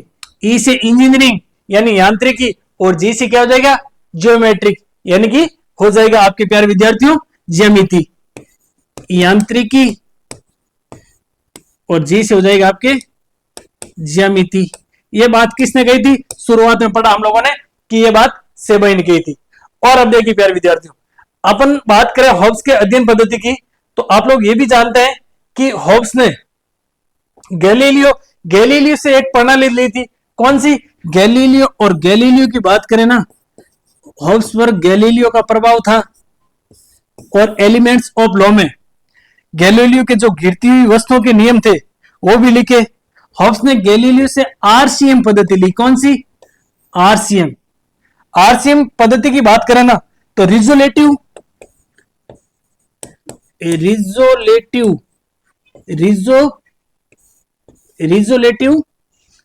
आर से रिजोलेटिव, सी से हो जाएगा आपका कंपोजिट, और एम से हो जाएगा आपका मेथड। ये प्रणाली किससे ली थी, गैलीलियो से ली थी। हॉब्स का जो आणविक समाज का सिद्धांत और कॉमनवेल्थ का सिद्धांत है किस पर आधारित है, ये आरसीएम पर ही आधारित है, आरसीएम पर ही आधारित है। क्या, हॉब्स का आणविक समाज, हॉब्स का आणविक समाज का सिद्धांत व कॉमनवेल्थ, एक तो आपने आणविक समाज का सिद्धांत और एक हो जाएगा आपका कॉमनवेल्थ।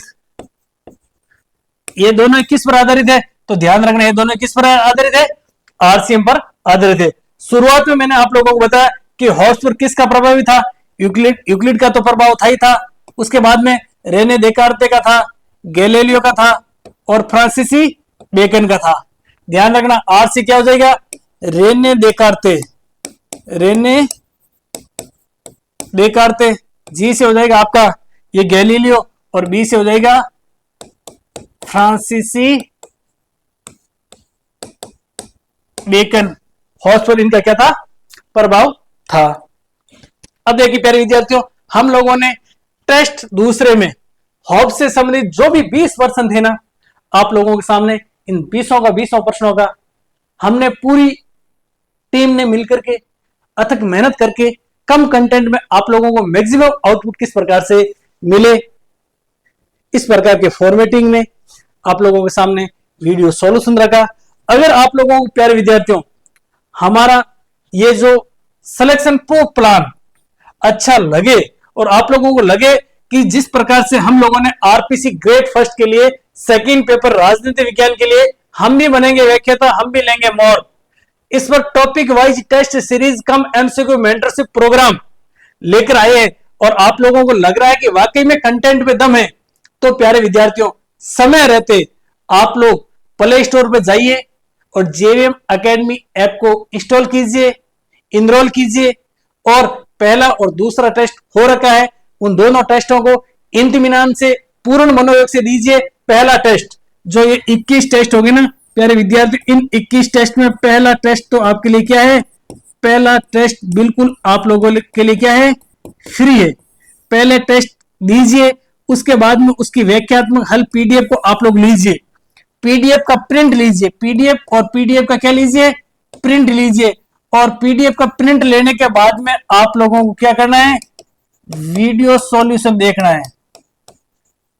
पीडीएफ अगर आप लोग वीडियो सॉल्यूशन देखते समय अगर सामने रखेंगे ना, तो आपको बहुत ज्यादा एक्स्ट्रा बेनिफिट होगा, क्योंकि कुछ चीजें ऐसी है जो पीडीएफ पे लिखी हुई है, उन्हीं का मैं दोहराव करता हूं और उनको ट्रिक्स के माध्यम से बताता हूं, कुछ चीजें मैं नहीं भी बताता हूं।